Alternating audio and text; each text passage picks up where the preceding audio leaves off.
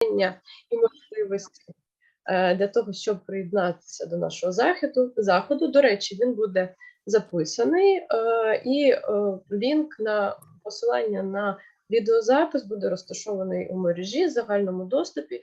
Згодом ми його розташуємо і всім бажаючим надішлемо цей доступ. Отже, доброго дня, рада всіх вітати. Доброго дня. Отже, приступаємо до початку нашого заходу. До слова я запрошую декана факультету соціології і права Цимбаленко Яну Юріївну. Дуже дякую вам. Дуже дякую. Всіх вітаю. Приємно вас всіх бачити. Такий захід відбувається, люди приєднуються. Так це, знаєте, дуже зворушливо. Я вітаю, шановні колеги, шановні друзі, шановні студенти. В такий складний час, що ви знайшли можливість приєднатися до нас.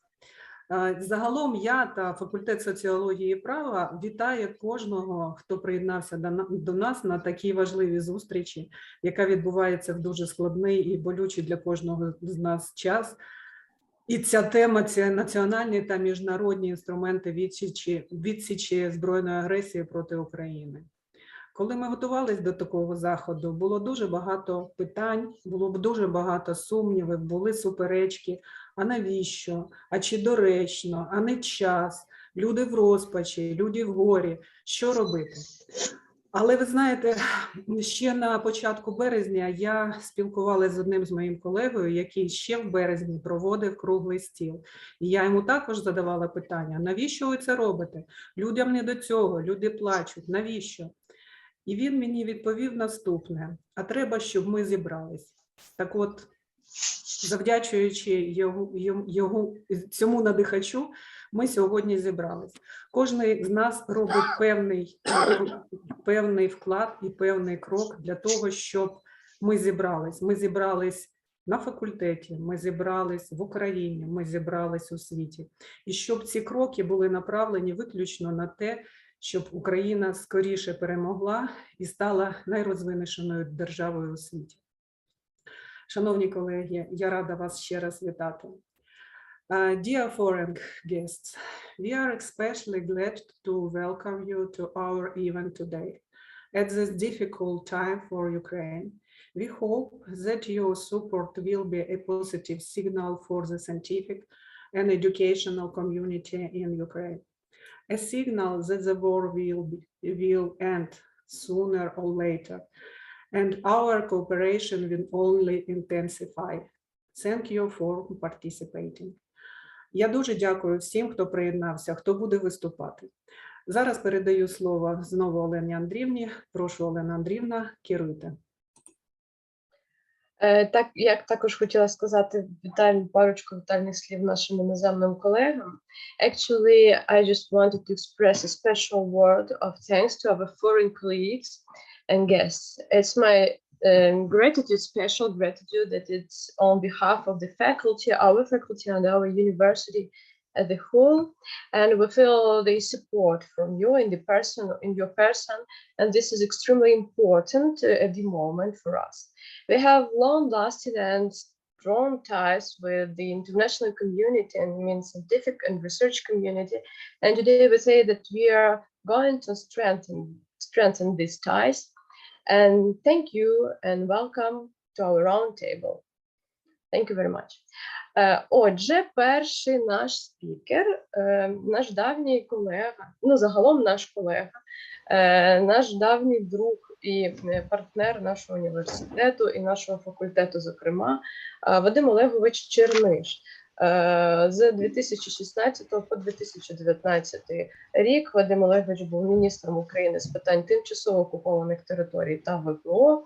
Він є науковцем, експертом, головою керівної ради Центру безпекових досліджень і кандидатом юридичних наук. Вадиму Олеговичу, вам слово. Дякую за запрошення, за можливість виступити, як переді мною і ви, і пані Яна говорила про те, що це дуже важливо насправді проводити подібні заходи. Ну, по-перше, думка людей, які працюють на факультеті, вона важлива для тих, хто приймає рішення, і хто працює і в законодавчій, і в виконавчій владі. Також може бути суттєвим доробком для практичної політики. Насамперед хочу сказати, що для всіх є очевидним в світі вже, крім, звичайно, самої Росії і деяких там країн сателітів, що це явна, очевидна агресія Російської Федерації, яка вже практично відбувалася в іншій формі з 2014 року. І ми всі помічаємо кризу системи колективної безпеки. Вже тепер ми її відчуваємо, а світ її помічає, тепер її не помітити неможливо. І коли дає така система колективної безпеки, яка замислювалася така, що має попередити будь-які міжнародні збройні конфлікти та і решту конфліктів, а також головне агресію, інші країни або багато країн починають шукати шляхи, як же працювати, як діяти, якщо система колективної безпеки, яка базується на статуті Організації Об'єднаних Націй, фактично не спрацьовує. Не спрацьовує все. Виконавчі структури, політичні рішення запропоновані. Головна причина, звичайно, через те, що Російська Федерація посідає одне з постійних Раді безпеки Організації Об'єднаних Націй, будь-які рішення для легітимних дій потребуються певні рішення Ради безпеки Організації Об'єднаних Націй. Якщо дати характеристику цій системі, то вона, звичайно, не гнучка абсолютно. Вона не поворотка, і, звичайно, що зараз жодної людини притомної або фахівців не виникає сумнівів в її неефективності. Україна Вадим Олегович, скажіть, будь ласка, ви мене чуєте? У вас дублюючий звук чомусь ехом йде, начебто два мікрофони одночасно десь працюють. Я перепрошую. Давайте спробуємо так. Спробуйте якийсь із джерел звуку. 1, 2, 3. Ще раз. Зараз нормально чи ні? Ні, досить фонить. А так? О, так чудово, дуже дякую. Ні. Якщо будуть які... Ні, теж. Та в якийсь момент воно було нормально? Це пов'язано, можливо, зараз ще раз. Можливо, у вас одночасно звук йде через мікрофони, через... Зараз я виключу. Зараз я виключу. Секунду. Так, дуже дякую.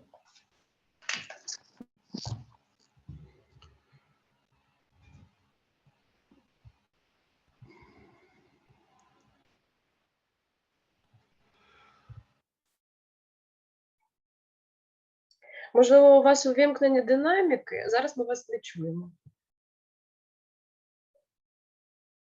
Можливо, віддзеркалюється звук з ваших динаміків в мікрофон. Ми зараз... Ні, вас зараз не чути, взагалі не чути.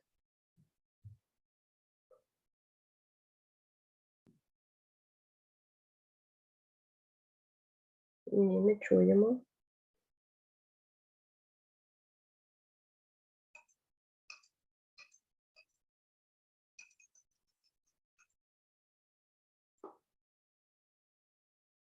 А якщо ви зараз навушники скористаєтеся ними, можливо, вони будуть джерелом звуку?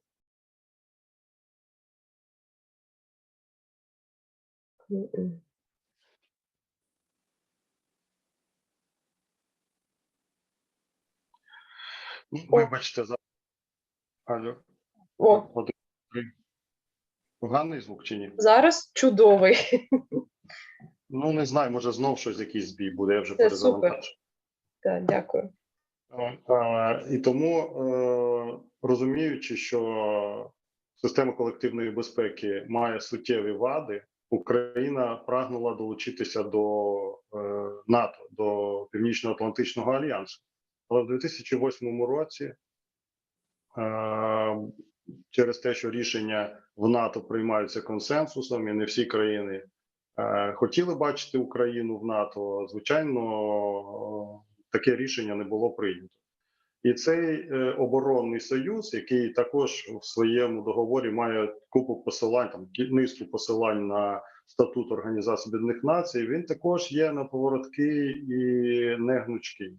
Тому що для того, щоб набути членство навіть заявної проблеми із безпекою в Європі, а він одна з його цілей – це якраз забезпечити безпеку в Європі, він все ж таки Україні запропонував довгий шлях долучення, щоб не лише захистити українську територіальну цілісність, а для того, щоб забезпечити безпеку фактично в Європі, в євроатлантичному регіоні.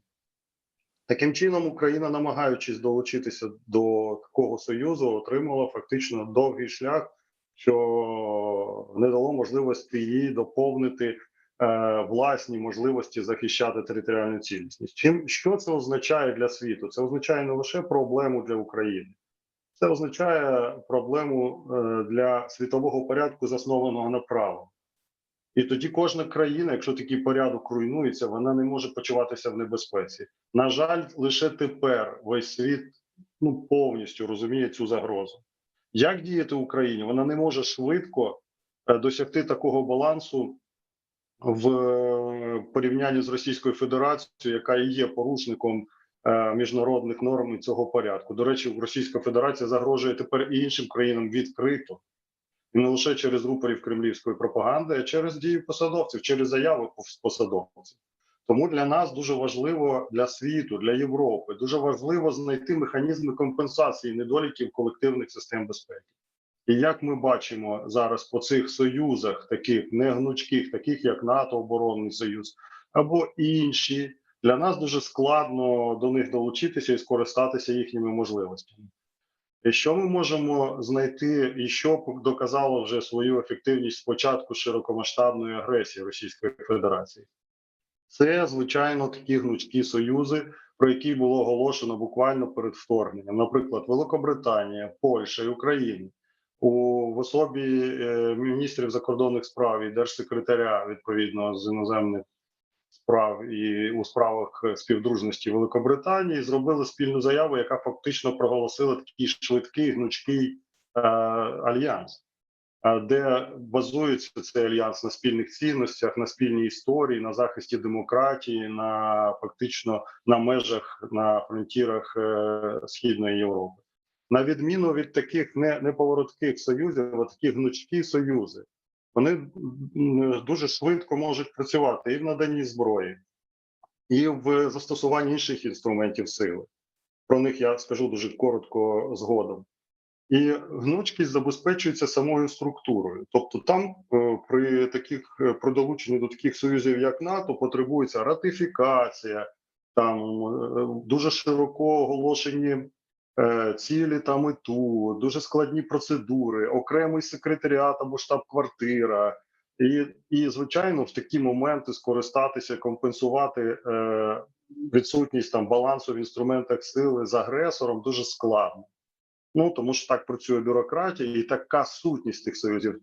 Поріг активності таких союзів зазвичай може визначатися однією державою, як, наприклад, Угорщина, яка взагалі не хоче бачити долучення України до такого союзу.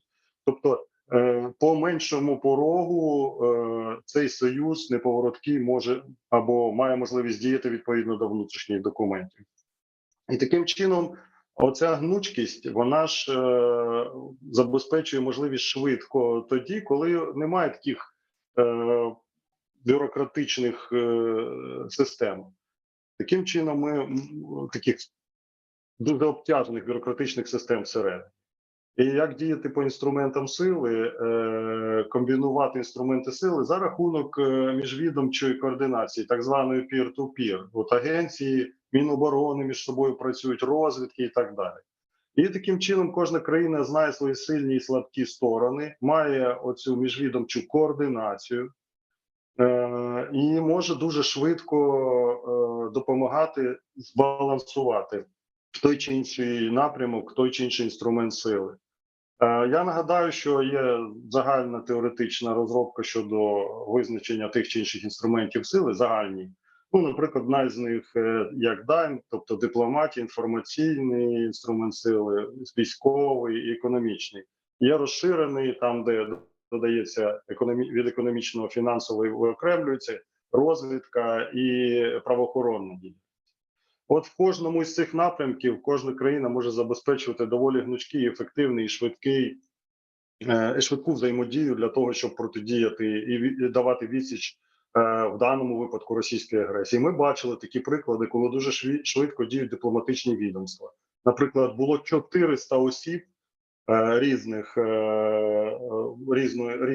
різних посадах дипломатичних, які обіймали посади в Європі. Вони були вислані з країн перебування. До речі, це також і завдало шкоди розвідувальним можливостям Російської Федерації, тому що багато з них працювали під прикриттям дипломатичних посад. От статус Росії як спостерігача було підвішено або призупинено в Організації Американських держав. Тобто дипломатичне погодження тих чи інших дій разом всіх країн, воно завдає величезної шкоди і можливостям Росії діяти на цьому просторі. Так само і з Великою Двадцяткою, куди запрошена Україна, і багато країн виступає для того, щоб там Росію замінила Україна. В стінці Росія вже не присутня. Інформаційна складова, узгоджені дії проти рупорів кремлівської пропаганди, законодавчі зміни щодо блокування. Навіть у Ютубі заблоковані ці пропагандистські ресурси, які продвигають фактично агресію, підтримують військові дії і взагалі намагаються підірвати єдність між союзниками і так далі. Економічний, санкції, ембарго, фінансовий, неможливість, тобто блокування можливості залучати кошти, тобто операції з суверенним боргом Російської Федерації. Навіть кеш, готівку не можна вивозити для того, щоб на Росію вплинути. Ембарго або санкції на виробників нафти і, можливо, повне ембарго на нафту згодом і на природний газ. Що стосується розвідувального, інструмента, це діляться майже в онлайн режимі. Наші союзники мають величезні розвідувальні можливості для того, щоб і в військовому плані була більш гнучка і мобільна українська армія, але і щодо намірів і інших дій Російської Федерації, які можуть зашкодити Україні, в тому числі на економічних і інших фронтах.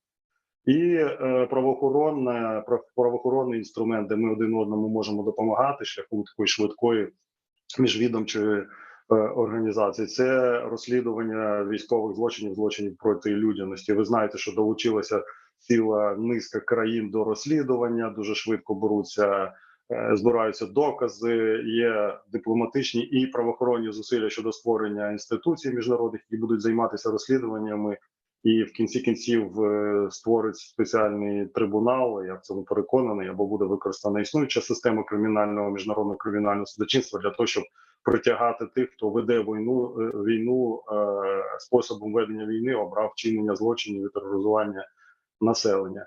От ця швидкість і є перевагою таких гнучких фактично альянсів, які Україна зараз намагається створити із своїми друзями в умовах недостатньої можливості системи колективної безпеки та інших так званих неповоротких або негнучних союзів у відсічі агресії, протидії спробам Російської Федерації змінити світовий порядок. Дивлюся на годинник, що я вже, в принципі, вклався в свій час і не хочу більше перебирати. Дуже дякую вам, Вадиму Олеговичу, за вашу дисциплінованість. Відчувається фаховість. Будь ласка, шановні учасники, якщо у вас є запитання, будь ласка, не соромтеся, задавайте спікеру зараз.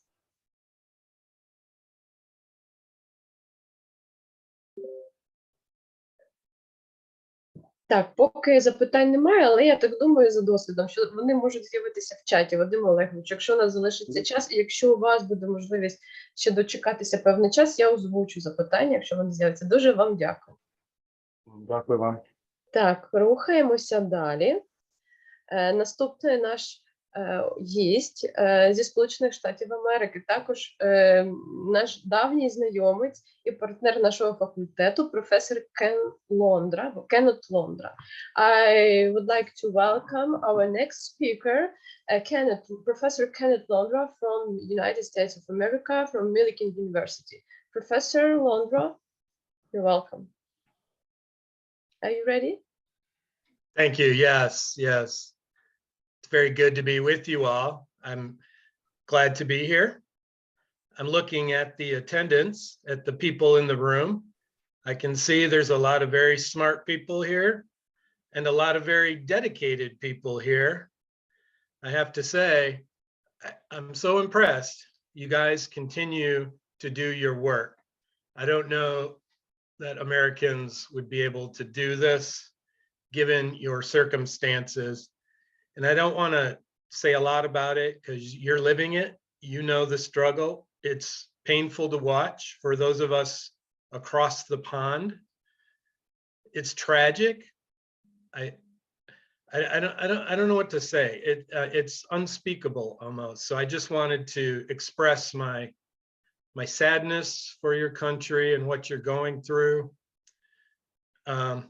Maybe what I can offer you today is maybe a distraction from this reality. So I'll do my best not to focus on this tragic war. But today I've been asked to talk about a couple different things about pop culture, popular culture in America, and about crime and deviance. I teach both those courses here at Millikan. I teach a course called Pop Culture and Media, and I teach a criminology course, a deviance course, a course in restorative justice, if you know what that is. I know some of you do.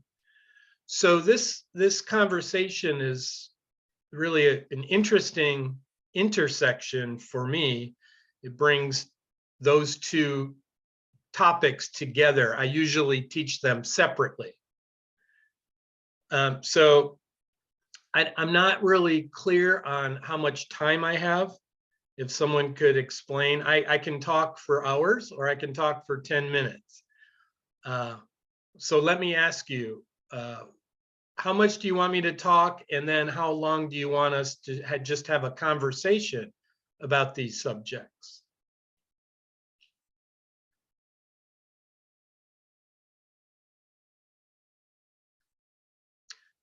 So I don't really know how long I'm supposed to talk. So somebody. Let me jump in. Every speaker is given 15 minutes for their presentation, and then like up to 5 minutes of discussion. Am I correct?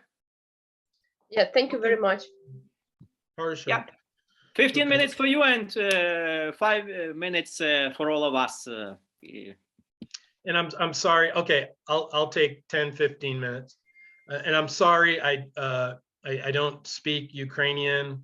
I speak a little Russian, but I don't even want to know this language right now, and I'm sure you would agree. So let me just say a few things about both pop culture in America and crime and deviance and how they intersect, right? The first thing I want to share with you in the chat box should be right here.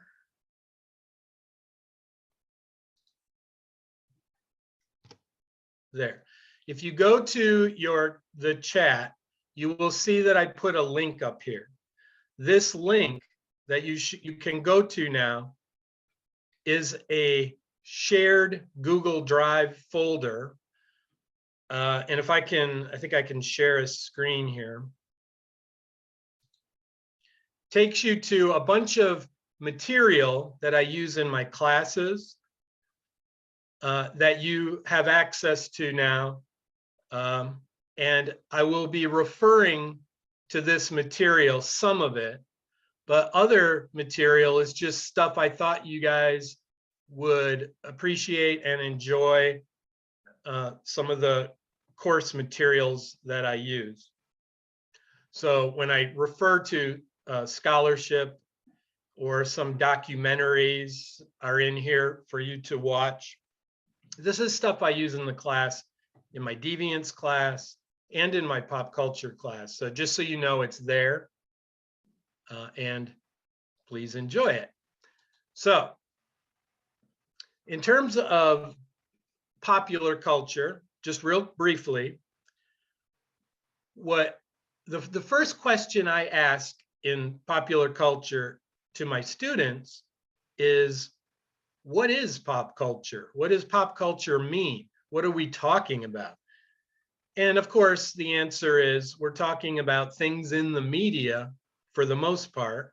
We're talking about how culture is portrayed or projected onto media platforms. And in the modern era, this is mostly on your laptops, on the computer, on the internet, on YouTube, and places like that, in social media, where most people now get their news. And why wouldn't you? Everything is there. You don't, you know, especially my kids, my students, they don't watch TV anymore like we used to. Americans watch a lot of TV, but younger generations especially watch their computers, and they get everything off their computers, and specifically off social media.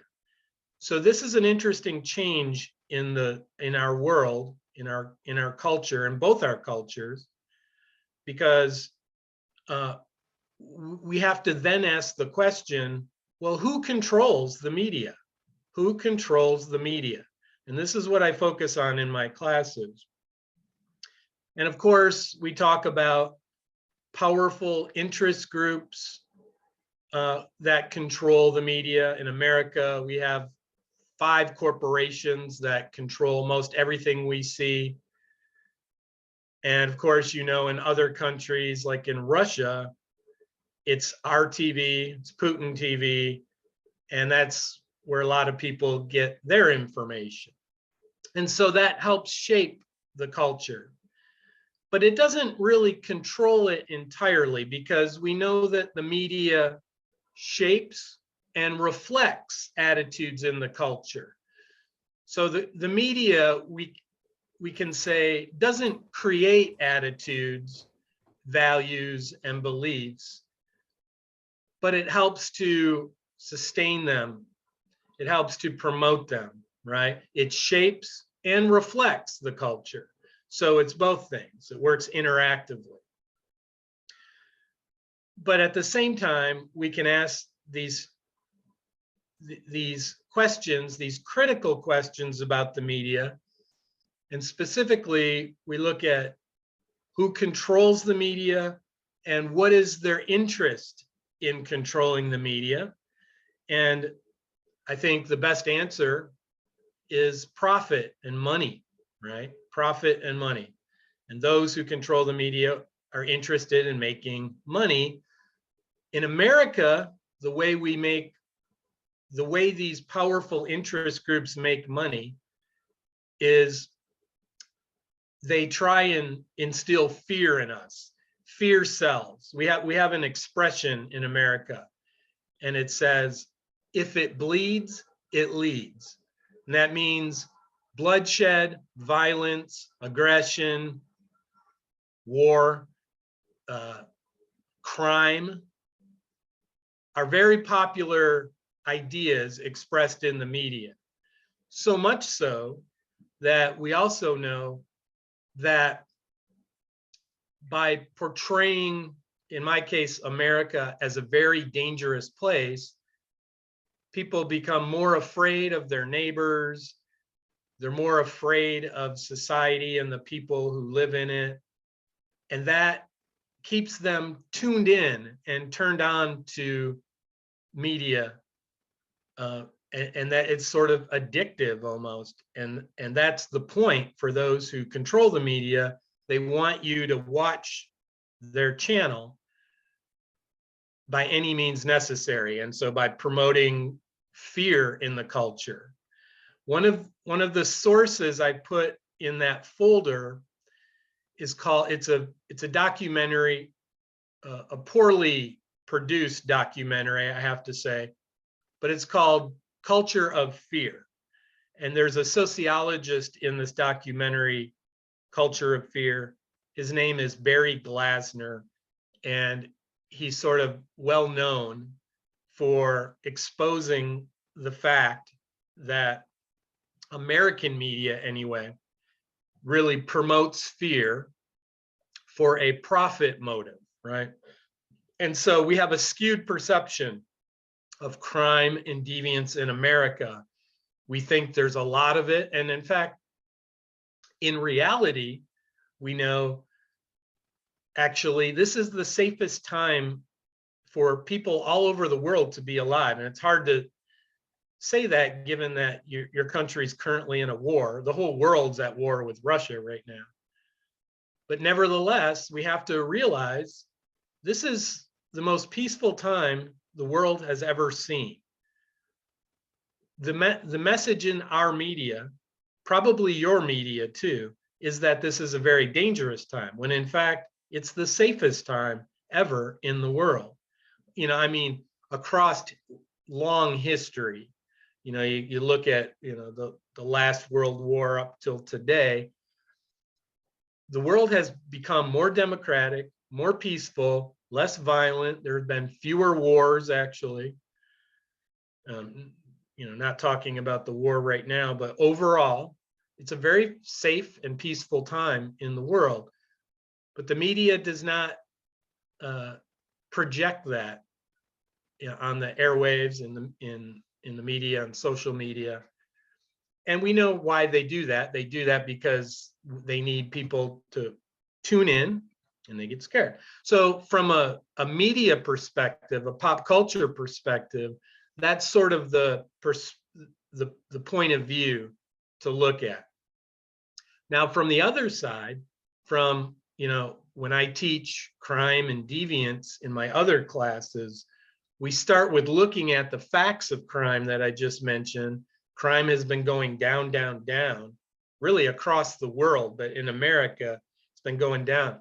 But fear of crime has gone up, up, up. And there's only one explanation for that, and that is the media. So that's where these two subjects intersect. There's one other thing I want to mention is, this is kind of social psychology now.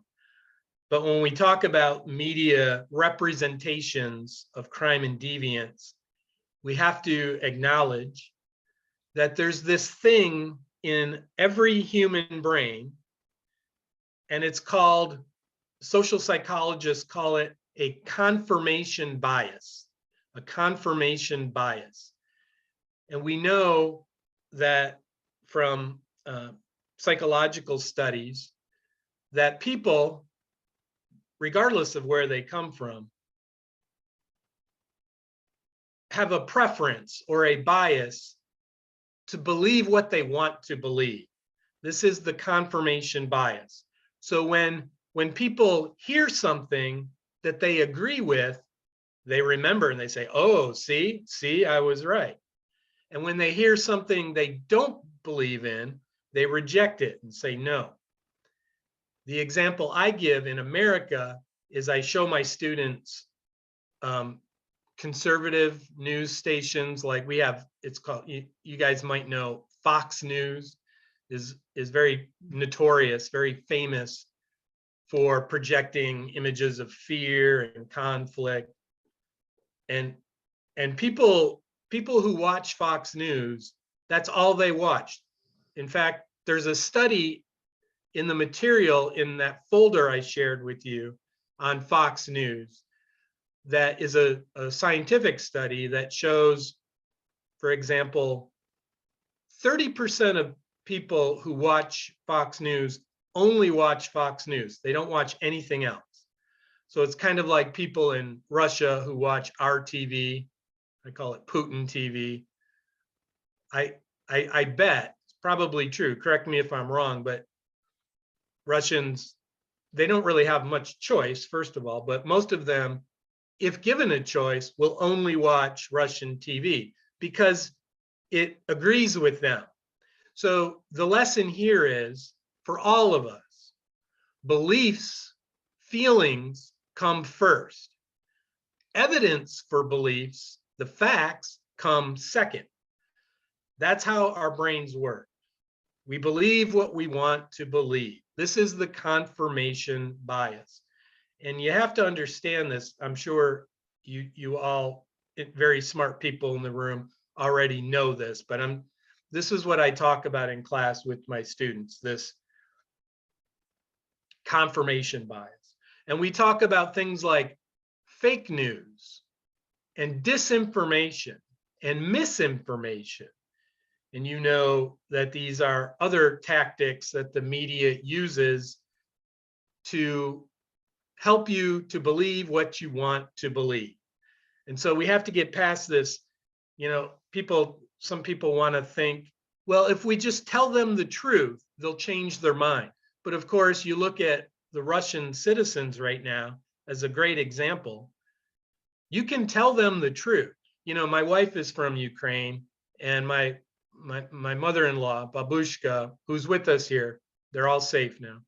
They will talk to people in Russia. And you guys know this better than I do. The Russians don't want to believe what's really happening in Ukraine. And it's unbelievable. You can see the pictures. The whole world can see what's going on. That's the fact. People are dying. Putin's killing people. He's a murderer. But Russian people don't want to believe it. You can show them the facts, but they won't believe it because they come with their feelings first. Feelings come first. The evidence for those feelings comes second. That's something we have to understand about the social psychology of all people. So these are some of the things that I talk about. And I think I have just a few minutes left because I want to hear what you think. Let me just real quickly go back to the folder. I'll share the screen and just mention a few things. This folder, this is a video I show in class about media control, and it's connected to, I don't know if you know the book by George Orwell, 1984, this classic novel by George Orwell, where he talks about this future dystopian society where it's actually not the government, that corporate control of the media in this novel. It's kind of interesting because it's kind of what's going on today, how they shape minds. And so it's an interesting look. And then this is a documentary. It references George Orwell, talks about like the concept of double speak that Orwell mentions in his book. And you see this today. It's a great way of intersecting pop culture with crime and deviance. This article by Abramsky is about pop culture and crime in America specifically. It talks about some of the things I was talking about. It's a good article if you want to better understand how this operates in the United States. This documentary, of which you now all have access to, this is a great one. It just came out. It's called After Truth. It's about disinformation in the modern world. This is the video I just mentioned earlier with Barry Glassner, the famous sociologist who talks about this culture of fear in the media. And he talks a lot about American crime, you know, gangs and violence and guns. That's our issue here. And I want to talk about that if we have time. So let me whiz through this, and then because your media is very different. I just came back from a sabbatical in Ukraine, and I was in Kiev from August to November, and I taught a class in deviance at KPI. And what I learned from my students is that your media is very different from our media. This is more our issue than yours. This article here is about moral panics. Stanley Cohen is a famous sociologist, and the idea of moral panics. The media like to scare us into submission. So this is a classic article in my field. This documentary is really just for fun. I use it in my pop culture class. This is a documentary about all the movies out there about zombies. It's not an accident that there's so many movies about zombies, you know, zombies. And that reason, of course, is, you know, zombies, if you think about it, are usually, zombies aren't real, but a lot of people actually believe zombies are real. And zombies are usually illustrated as suffering from a virus. You know, usually zombies come from a virus or a post-apocalyptic world. And so you can see there's a lot of contemporary issues embedded in films and movies, and this whole genre of zombie films is an interesting way to think about how media both shapes and reflects attitudes in the culture. Some other stuff here. Here's that article. Excuse Go me. ahead. We have very strict restrictions, very tough. Our schedule is very tough. Maybe we should finish and give it time for our audience to put the questions. I'm See, really sorry. Told you I was going to talk too long. Oh, thank you for stopping me. But please enjoy that folder, and there's a lot of good material in there for you. So let's talk. What do you guys want to talk about? Yeah, Ken, I got two quick questions. I think the most immediate and pressing issue is Elon Musk's Twitter takeover. What do you make of it? What should we expect? What is going to come out of it? What implications are we going to face, given that, as far as I understand, that he'll be the sole proprietor and kind of sole, the single person in charge of the whole enterprise. Jack Dorsey, for example, the former CEO, owned just 2% of shares and was accountable to the board, and board was accountable to shareholders, and there were federal regulations. And given kind of the circumstances, given the current arrangement with Elon Musk, Red Twitter, he'll be the sole proprietor, not accountable to anybody. So what should we expect from this arrangement? And thanks for your brilliant presentation. It's been great as usual. We are used to you delivering brilliant presentations and lectures. It's a great question, Pavlo, and I know you guys know we have a great relationship, and I'm coming back to Ukraine. I got a lot to learn about your culture, and I love being there, and I'll be back. My answer is I don't know. I don't know what's going to happen with Elon Musk.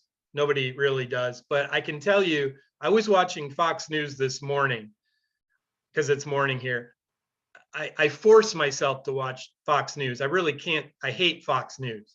There's a lot of bullshit on Fox News, but I force myself to watch it because I want to correct my own biases. And what they're talking about right now, if you turn on Fox News right now, they're talking about Elon Musk, and they're saying, that's great. Elon Musk represents freedom and democracy, and he's going to allow free speech, right? And then if you turn on, that's conservative media, Republican media. If you turn on the other station like CNN or MSNBC, they're saying, that's terrible. This is terrible. Elon Musk is going to ruin Twitter. He's going to destroy it by not censoring those voices. He's going to allow those voices to be, they're going to give them a megaphone, and it's going to be bad for the culture. So the conversation is different depending on what station you're watching. I guess that's my only observation with Elon Musk, but I don't know what's going to happen with that. What do you guys think? Well, you know that character Marvin from the Pulp Fiction, who got shot into his face because he did not have an opinion. So I'm like that, Marvin, I don't have an opinion because, you know, everybody knows Elon Musk, but kind of I have never been really focusing on his political views. I don't even know if he's got any, so kind of really perplexed, waiting for something to happen, but whether or not it's going to be a disaster, I really don't know. But I do hear concerned voices that Elon Musk is going to let Trump back in to this renewed Twitter, and with his loyal Twitter followers, Trump will stand a better chance of winning a 2024 presidential bid. This is what I've read. Don't tell me that, Pavlo. If Trump becomes president again, he might become the next president again. I'm leaving the country. I'm coming to Ukraine. I think I'm out of time, so I'm going to just wait to hear from you guys. Well, thank you very much. Thank you, Professor Wondra, for your inspiring and very exciting speech. Thank you. I'm sorry, there are questions in the chat. Okay. Professor Londra, you have also another question. Miss Alexandra, yes, from Miss Alexandra. It seems our media becomes like yours more and more with every year. It's all about profit. How to resist the wish to be popular and earn money from media channels and show information more even rather than chasing for sensation? Very concise. Okay, thank you very much. Yeah, I think they are. We're becoming more alike, and I think it's so, you know, social media. Everyone's getting their news on the internet, and so it's the Wild West. You know, we'll see what happens. Thank you. Okay, thank you. I think that we can go through. Yes, and now I'm passing the floor to our next speaker. It's our guest from France. It's Dr. Nicolas Imbert. To make the long story short, bienvenue à notre table ronde. Дуже дякую. Це більша частина для мене виступати у вашому. Я говоритиму англійською, бо моя українська така хороша. Я дякую модераторам за таку можливість. Дякую за запрошення. Чи можна розділити екран, будь ласка? Так, у вас є можливість демонстрації. Ага.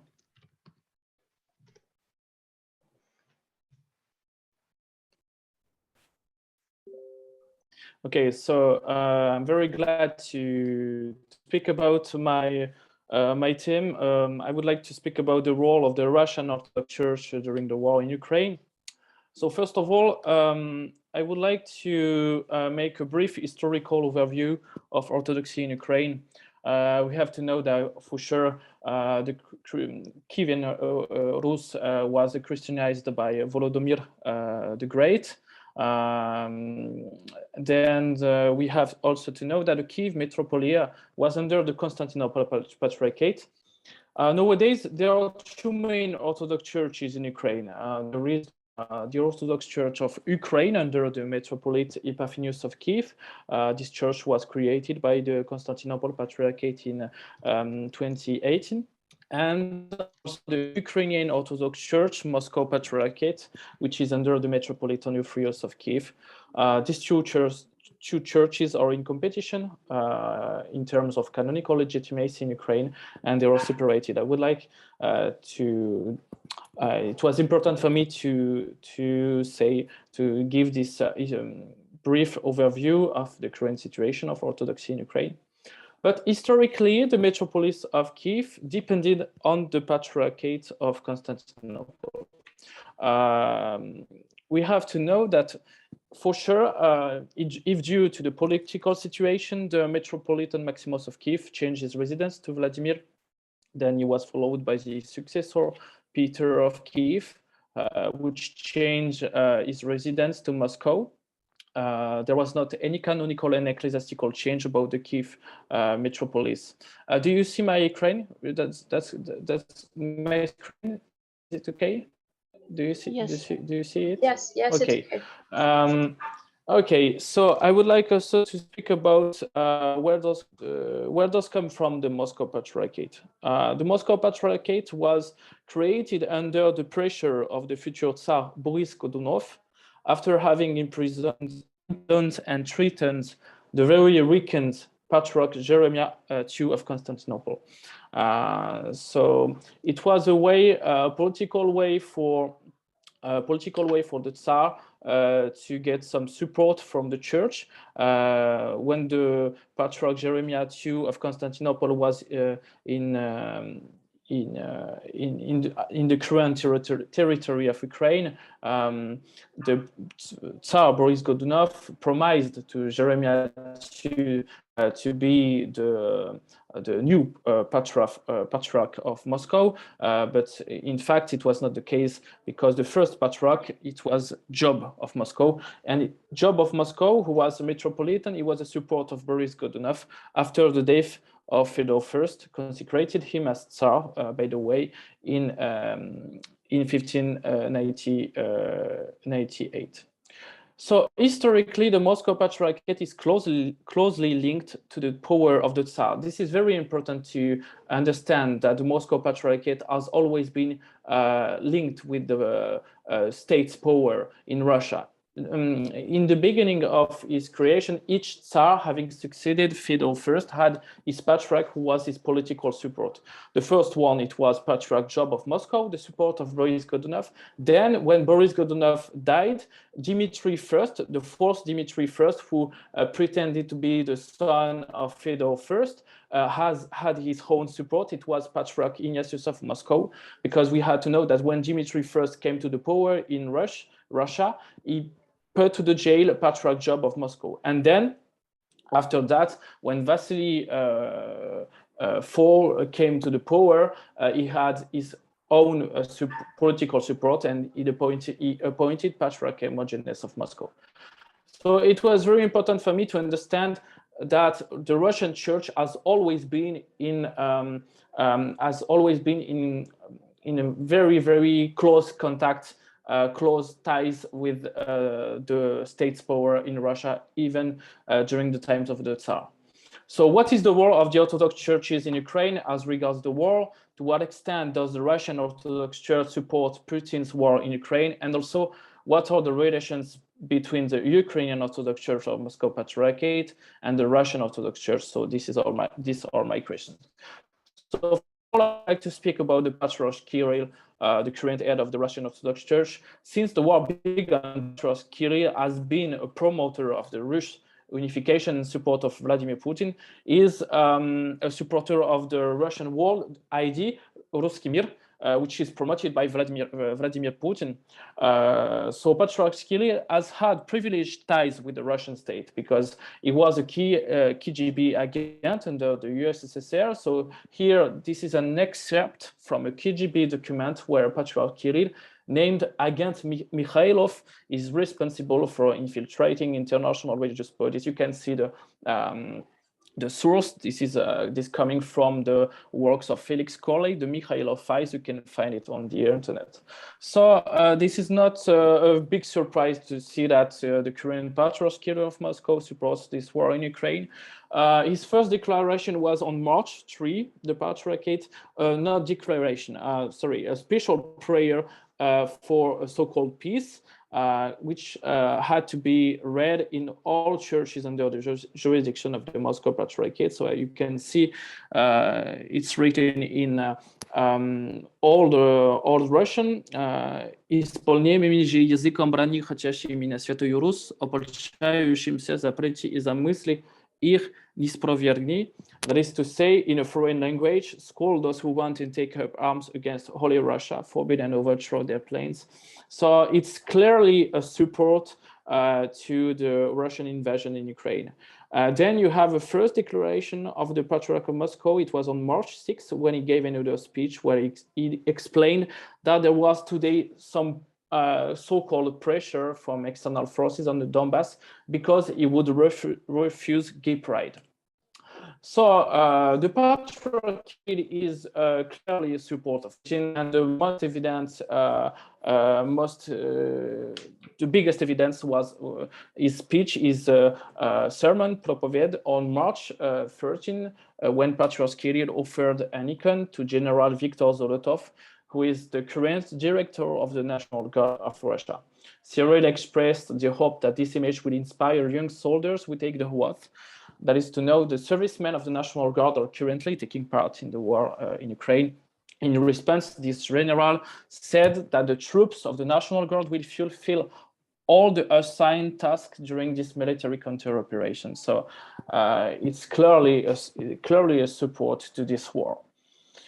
Also, you have the last sermon of Kirill, which was on April 25, when he say that Russia is invincible.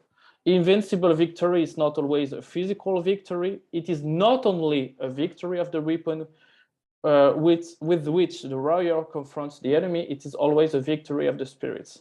So it means that for Patriarch Cyril, the Russian war would be a war of values against the West. This is a kind of civilizational conflict where the stakes are military, human, but also and above all, according to him, spiritual. But what is the attitude of the Ukrainian Orthodox Church of Moscow Patriarchate as regards the pro-war and pro-Russian attitude of Patriarch Kirill of Moscow? Since the war began, the Metropolitan Onufrius of Kiev clearly condemned this invasion of Russia in Ukraine. He called on Vladimir Putin to immediately stop this war. After that, you had a lot of reaction from the Ukrainian Orthodox Church in Ukraine, because you have a lot of priests and bishops who condemn this complicity of Patriarch Cyril in the crimes of Vladimir Putin. Many parishes and even eparchies have stopped commemorating Patriarch Cyril during the divine services. And I would like to say that commemoration, liturgical commemoration is very, very important in the Orthodox Church, because it means that you recognize the spiritual authority of your bishop. Some parishes have even left the Ukrainian Orthodox Church to join the new Orthodox Church of Ukraine under the Metropolitan Epiphanes, who autocephaly was recognized, as I earlier said. But in the past, Metropolitan Onufria had already been criticized for some of his actions or lack of his positions. For instance, in 2015, President Petro Poroshenko read out during a solemn parliamentary session the names of Ukrainian heroes who received the title during the anti-terrorist operation in Donbass against the pro-Russian separatist forces. Everyone stood up and applauded except Metropolitan Onufrius, who remained seated. It was in 2015. He later explained this gesture as his condemnation of war as a phenomenon, not as a disrespect towards the heroes of Ukraine. Since the war began, many priests and bishops of this church opposed this war and denounced the complicity of Patriarch Cyril of Moscow. Early March, you had a video which was published by some of these priests of the Moscow Patriarchate condemning this attitude and stopping commemorating Patriarch Kirill of Moscow, as you can see.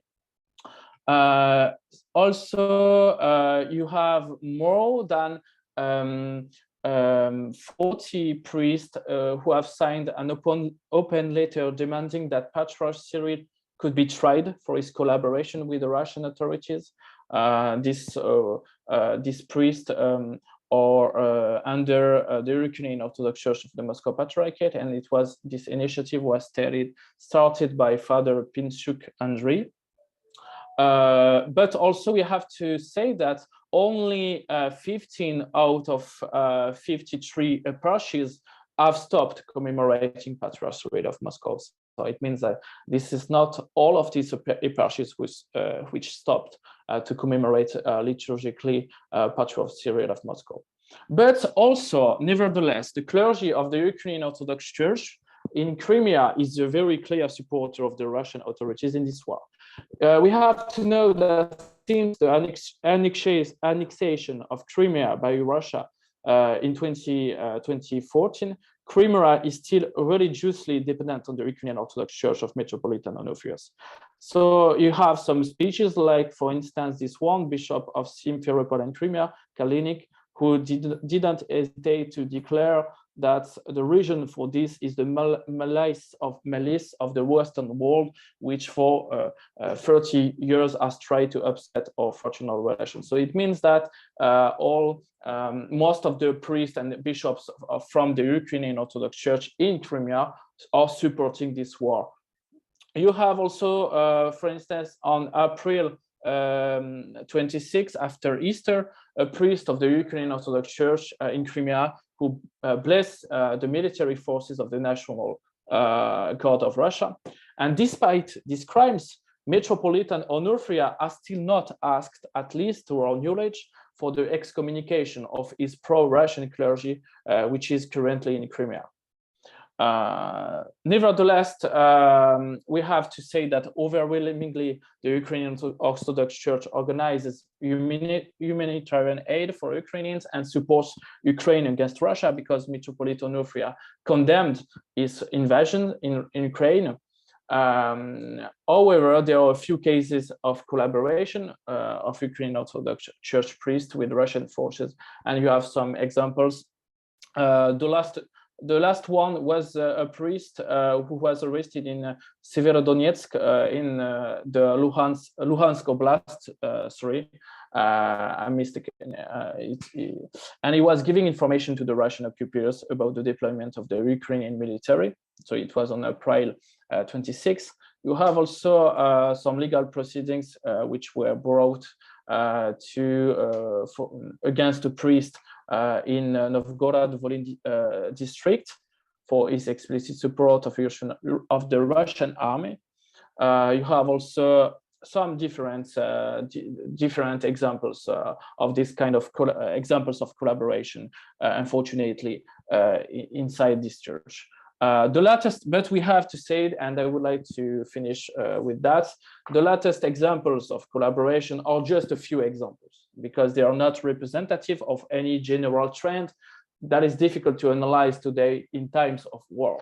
It is difficult to quantify, to know the opinion of all of the clergy, but there are today different attitudes in the Ukrainian Orthodox Church of Moscow Patriarchate. First of all, the support from Ukraine and supporting Ukraine.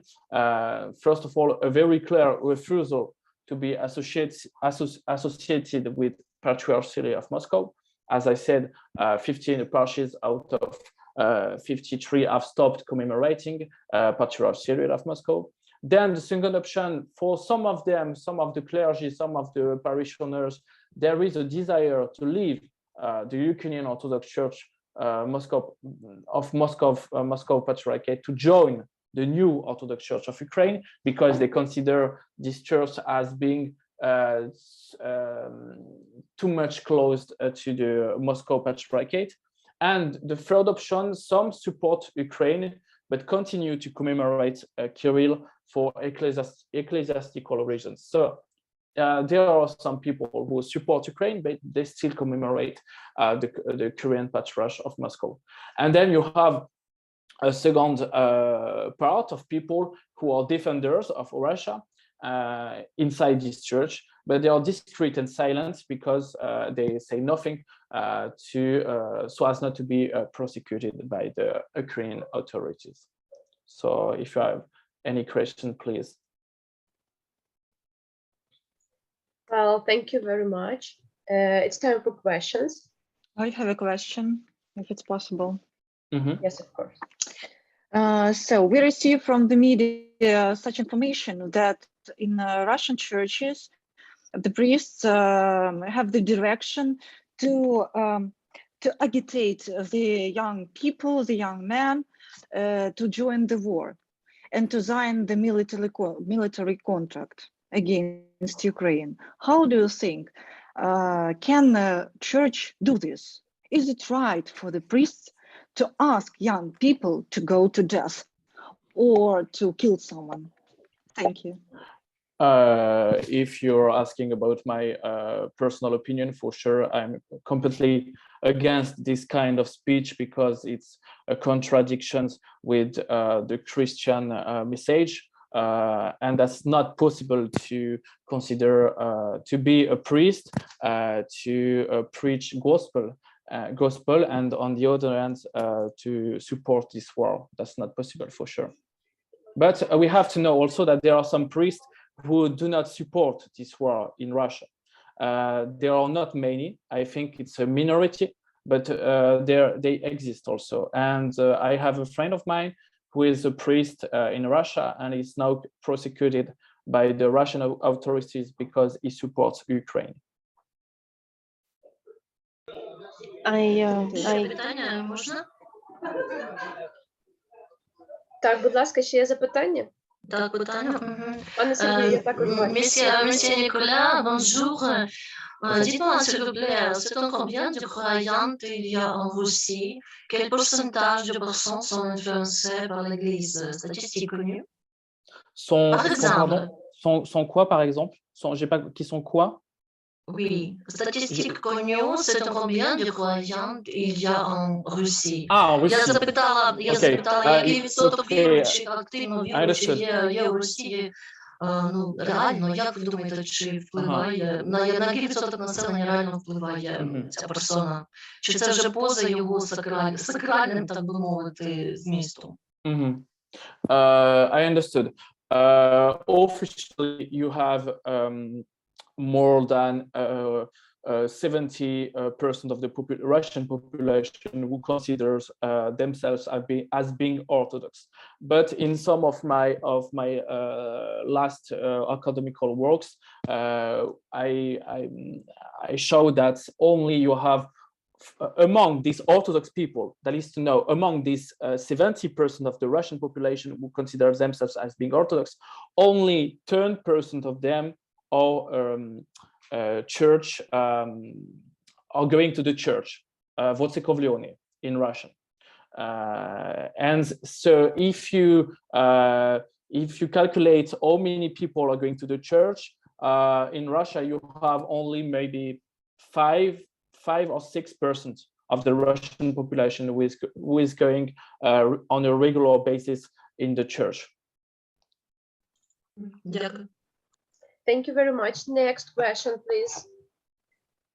Пане Сергію, напевно, ви були першими. Nicolas, thank you for your interesting input. Actually, I have a couple of questions. The first one, when it comes to Russian aggression of Ukraine, there's a tricky question: who is guilty, President Putin personally or the whole Russian society? Actually, for me personally, the answer is obvious. You just may read Die Schuldfrage, or the question of guilt by Jaspers, and just replace Germans by Russians and Hitler by Putin, and you will find all the answers. But if we extrapolate this question to the church dimension and ask who is guilty, who is aggressive rather, Patriarch Kirill or the whole Russian Orthodox Church, what would you answer? Why I'm asking, just because, as you may know, recently there was an initiative originated from Ukrainian Orthodox Church, Moscow Patriarchy clergy, to arrange an international church court for Patriarch Kirill, like Hair Court for President Putin. And how do you think, is this dekyrilization, if I may say, enough to stop this rising assertiveness of the Russian Orthodox Church? And the second question, how do you see the perspectives for both Orthodox churches in Ukraine? For Ukrainian Orthodox Church, Moscow Patriarchy, I mean, how do you think, will they be splitted or maybe merged to the Orthodox Church of Ukraine, or just muddling through? And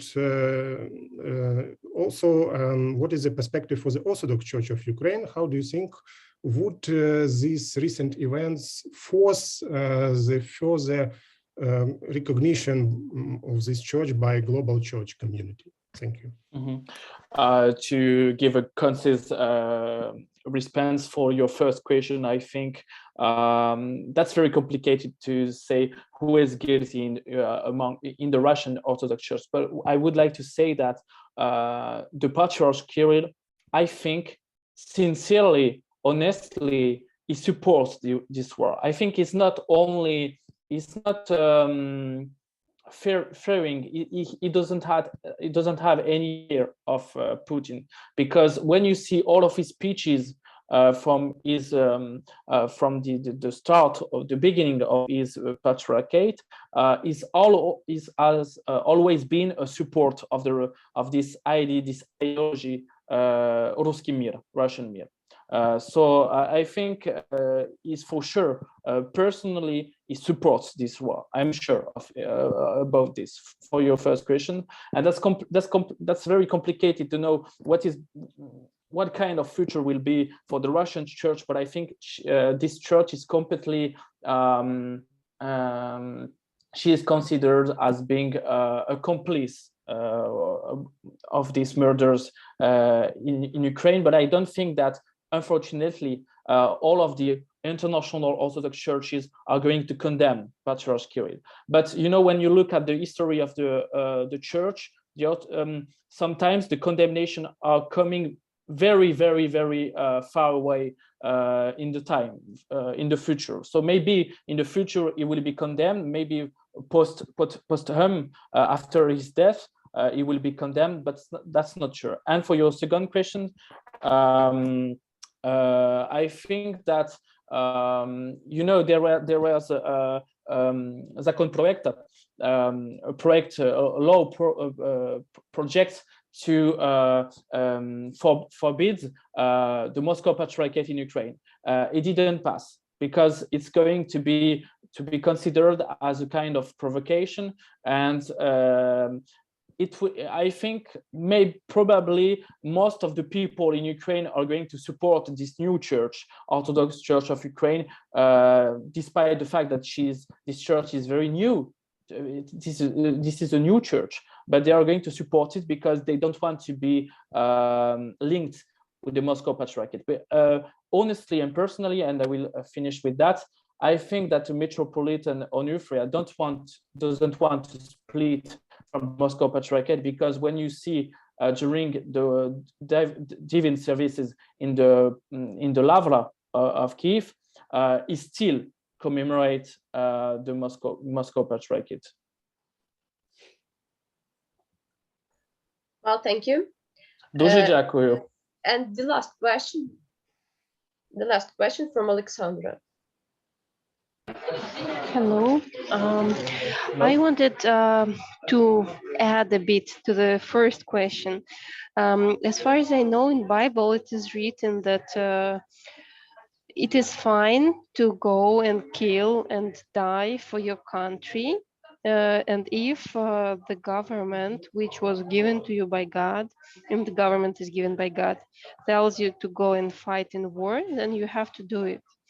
And following this idea, it is good for Ukrainian church to say to fight for Ukraine and to go to war, and it is fine for Russian church to go and fight for Russian Mir. So the priests who are in Russian church don't really go against the writings in Bible, as far as I understand their logic. No. So because there is, you can put these two churches on the same level, because on the first side you have Russia, which is invading Ukraine for non-legitimate reasons, and killing the Ukrainians. And on the other side, you have Ukraine, which is just defending herself from this aggression from Russia. So this is not on the same level, because you have an attacker and you have a defender. You have an attacker country, which is Russia, and you have a defender country, which is Ukraine. So that's not the same thing, I think. When you read the gospel, when you read the Holy Scriptures, and also the lives of the Holy Fathers, of the fathers of the Orthodox Church, when you have a war which is not legitimate, which is not fair, you have to resist when you are a Christian Orthodox. That's my point of view. But during history, we see lots of cases when there were Christian invasions in many places to fight for the land. And it was done by the Catholic Church that said that it is right to go and fight for God. We are not speaking about, I understand, but we are speaking about the Catholic Church.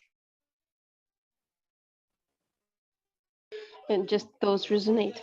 Okay, so my also second question is maybe you have an advice how to separate the Russians who are willing to help the Ukraine and those who are not really willing to help, because like we are used to accepting that like 90% of Russians are against Ukraine, but there are some that support us and who are ready to fight for their country by fighting with Ukrainians.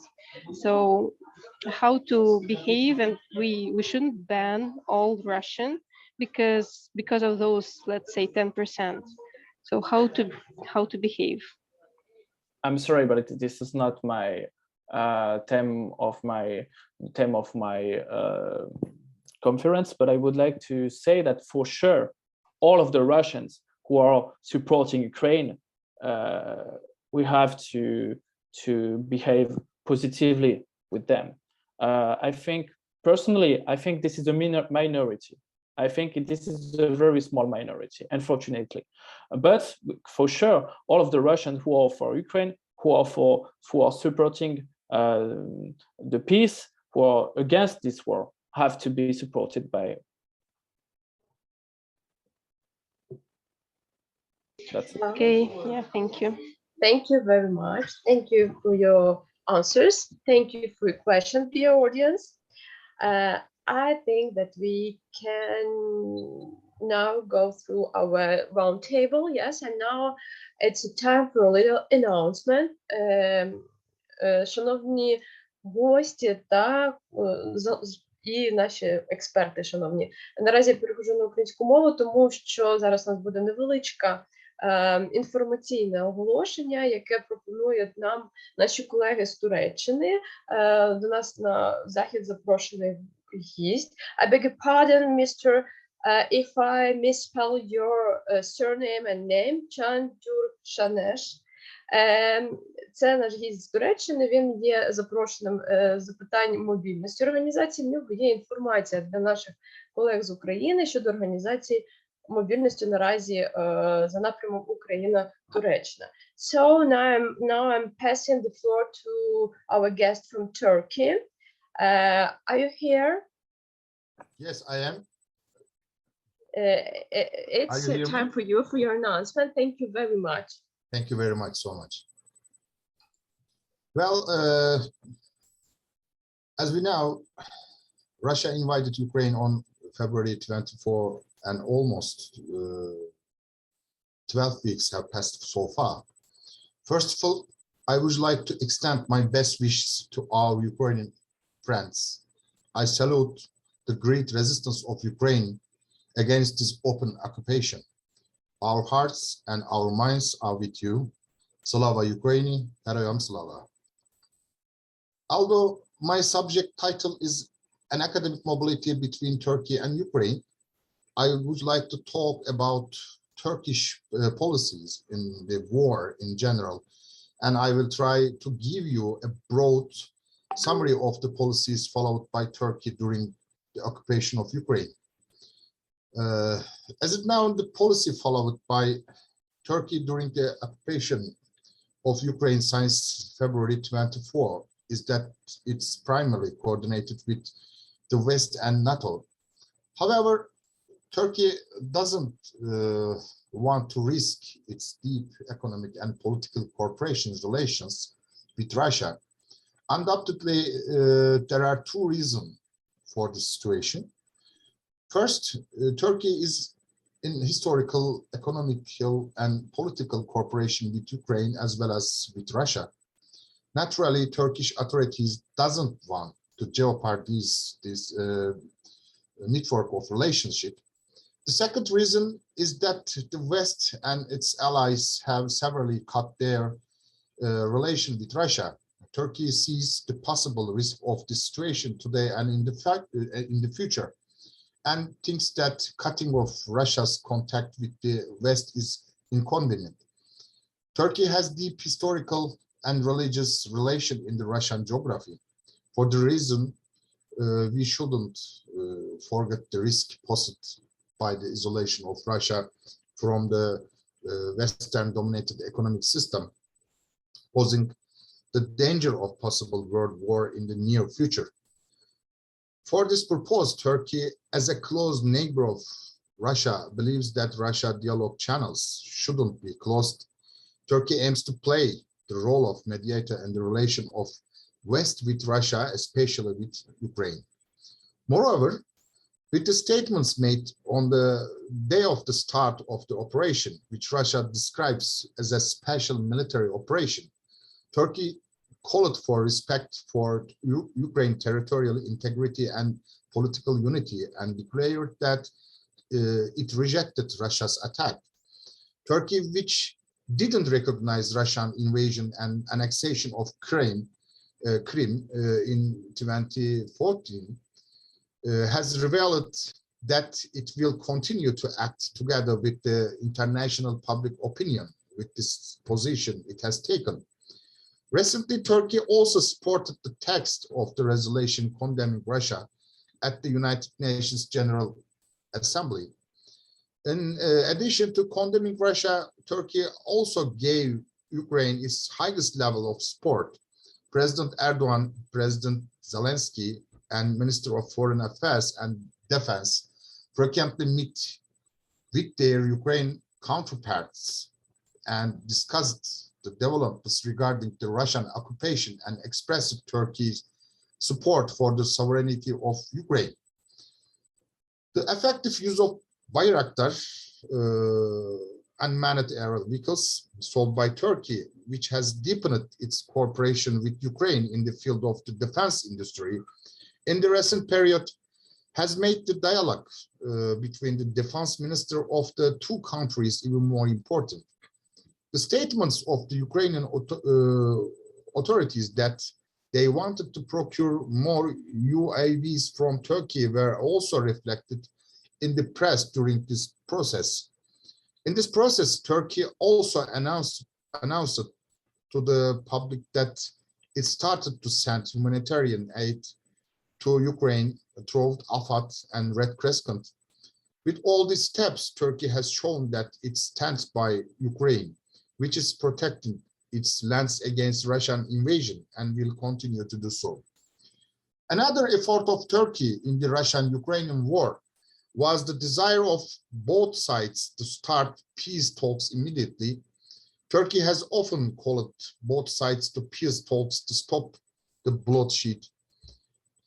As we know, the parties met for the first time on February 28 on the Belarusian border, right after the war started. Several rounds of face-to-face talks followed 2 weeks ago without any appreciable progress. Ukraine claimed that some officials in negotiations team were poisoned during the talks held here.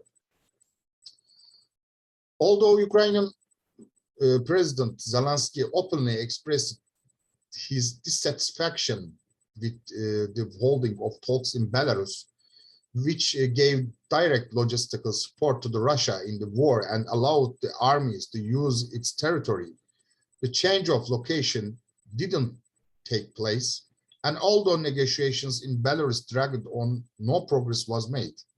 Thereupon, President Zelensky asked Ankara to hold talks in Antalya or Istanbul, and to convey this request to Russia. The Ukrainian side made his offer, anticipating that Erdogan's closeness with Putin could be activated when deemed necessary, and that the talks could proceed in a more constructive manner in an environment where both sides trust. Erdogan also conveyed Zelensky's request to Putin.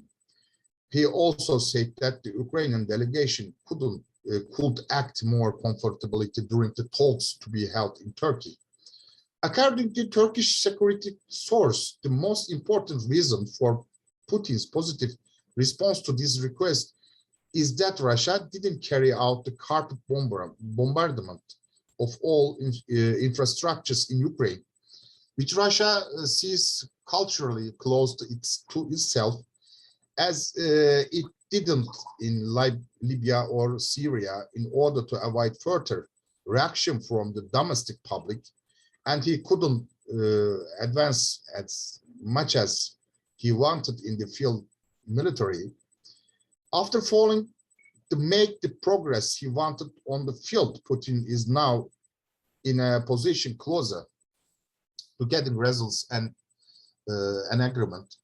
Thereupon, the Kremlin conveyed to Ankara that Russia doesn't not have the goal of invading Ukraine. Its main goal to reduce Ukraine's capacity to produce nuclear weapon to zero, and they have achieved this with targets bombardments, and said they are now ready for more constructive talks. Initially, the talks were planned in Istanbul, but later it was shifted to Antalya with the preference of both delegations. As a matter of fact, although there was no visible progress in the talks held on March 10, significant progress was made for the peace talks. Although no result could be achieved in the Antalya talks, Turkey constantly invited the parties to the talks. As a matter of fact, Turkey's insistence yielded result, and this time the parties met with their technical committees on 29 March at the Dolmabahce Palace in Istanbul. The most important results of the Dolmabahce talks is that for the first time the parties put forward their condition for peace more concentratedly and clearly. Although there is no clear result from the Dolmabahce talks, both sides are one step closer for a solution. As a matter of fact, Ukraine stated that Ukraine should be included the international guarantor in the Istanbul talks, and that Turkey is one of the guarantor countries. Well, what did to Turkey during the war between Ukraine and Russia? First, it remains in harmony and coordination with the West and NATO, but doesn't want to risk its deep economic relationship with Russia. It remains in harmony and coordination with the West and NATO, but doesn't want to risk with Russia. Second, Turkey wants to be preserved Ukraine's sovereignty and territorial integrity. Third, whenever began the war, Turkey sent the humanitarian aid, AFAD and Red Crescent. Four, Turkey has given diplomatic support and continues to. Five, Turkey opened its doors and Ukrainian academicians and students. Six, Turkey welcomes Ukrainian citizens to its country. Seven, within the framework of the Montreux Treaty, the straits were closed to Russian ships. Eight, although unofficial, it provides weapon and ammo support. Nine, it will continue to provide all kinds of support for the reconstruction of Ukraine after the war. 10, the overwhelming majority of the Turkish people are on the side of victims of Ukraine. 11, in January, Turkey describes Russian intervention in Crimea as occupation. 12, in February 2016, Ukraine and Turkey agreed on joint production of military vehicles and weapons. Since then, this cooperation continues on a multidimensional basis. 13 citizens of both countries can enter to live without a passport. 14, I would like to invite our Ukrainian friends from here to Kütahya on my own behalf.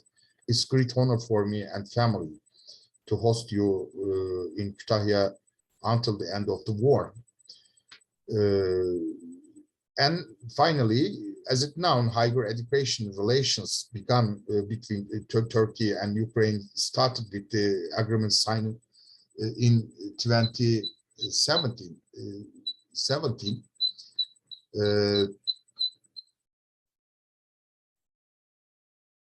Due to mutual agreements, 4,000 Turkish students were studying in Ukraine. Higher education relations between the two countries have been increasing since then. Last March, the Turkish Higher Education Council gave Ukrainian students an opportunity to study in Turkey. Thank you very much. Thank you very much. Maybe we have some questions from our audience. I don't see any raised hands, but maybe later we will provide in this chat, and we will send you some questions if we'll have the questions. Okay. Now the time for our next speaker.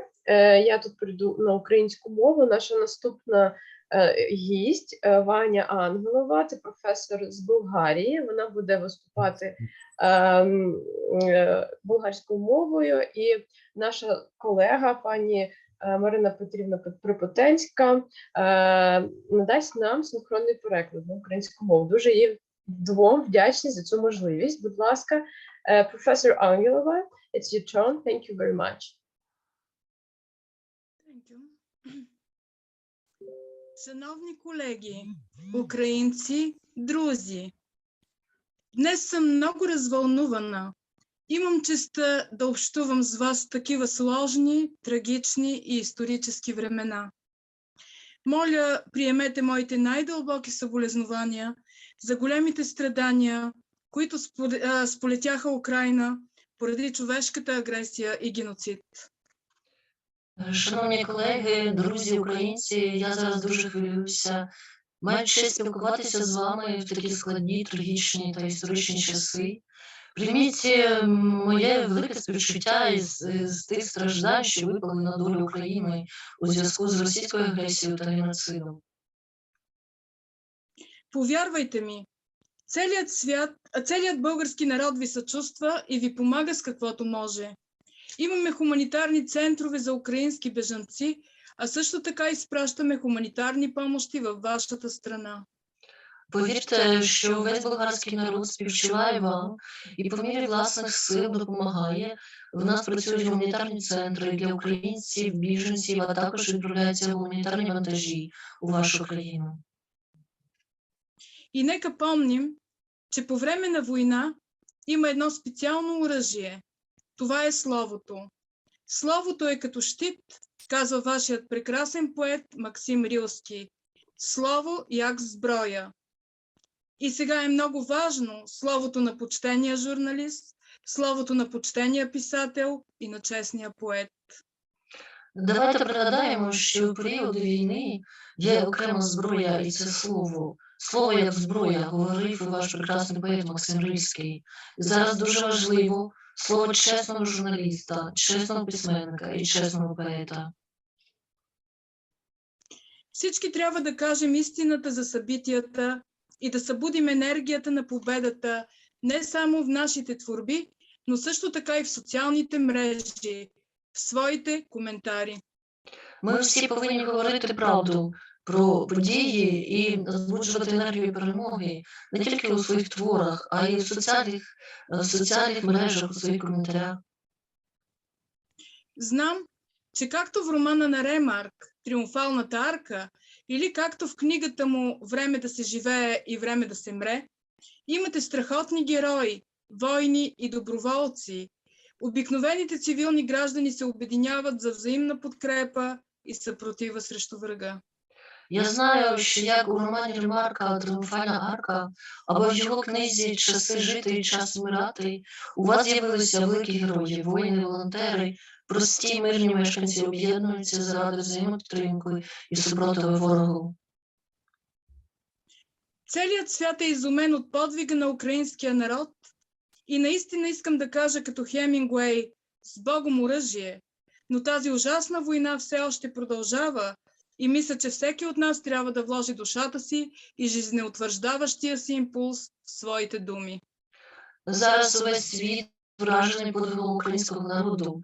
Мені дуже хочеться сказати вслід за Хемінгуеєм «Прощавай, зброя», але ще продовжується ця страшна війна, і я думаю, що ми повинні в свої слова вкладати душу та життєстверджуючий порив. Вече няколко пъти участвам с удоволствие в конференцията на катедрата по философия, литературата и философията, и днес това единство е особено очевидно. Истинската литература за войната, която се пише сега и която, разбира се, ще бъде написана в бъдеще, е специален начин за търсене на основните значения. Това е философията на живота. Декілька разів я із задоволенням брала участь у конференції кафедри філософії, література, філософія. І сьогодні особливо очевидна ця єдність, справжня література про війну, яка зараз пишеться, яка, звісно, буде написана в майбутньому. Це специфічний спосіб пошуку головних сенсів. І це найширніше, ніж філософія життя. Ще завърша речта си със своето стихотворение «Битката за Киев», което написах в началото на войната. Так, Ваня, Битка дякую. за Київ. Так, секундочку, Яна. Ваня, перепрошую, Ваня, дякую перекладачам і закінчує виступ власним віршем, який вона написала на початку війни за київськими подіями безпосередньо. Битва за Киев. Під Києвом підтягується ворог. Готує штурм великої столиці. Там вітер на Дніпрі тривожний морок, і вікон розтурбовані зіниці. Вже йде відлуння залпів і снарядів, сирені розривають дні й ночі, а чорні тіні не людей, а гадів, до вбивства і жорстокості охочі.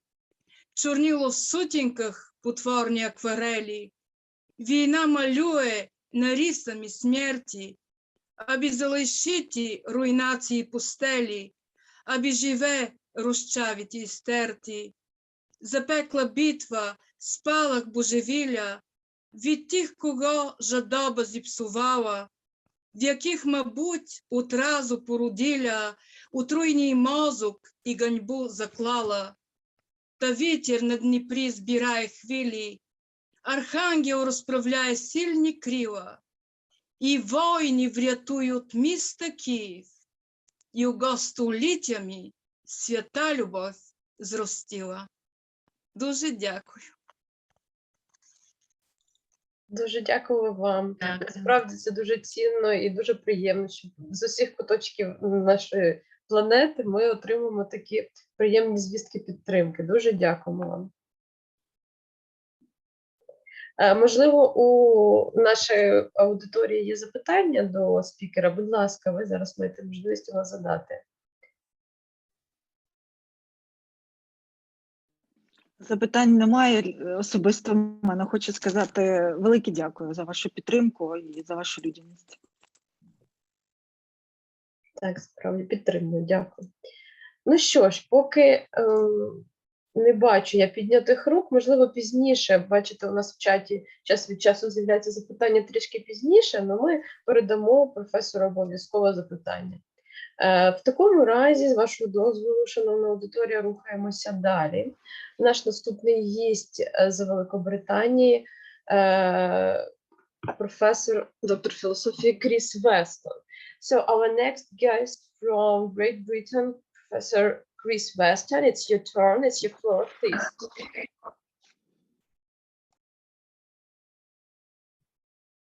Hi there. Yeah. Hi. Can everyone hear me okay? Yes, okay.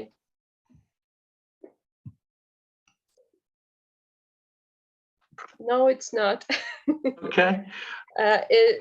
Okay, Rather good. Well, connection. perfect. Thanks so much. Sorry, very quick question. How do I move the slideshow forward, as it were? Yes, no problem. Yeah, you can move them forward. I think you are in full control, Chris. Дмитро, будь ласка, переверніть слайд.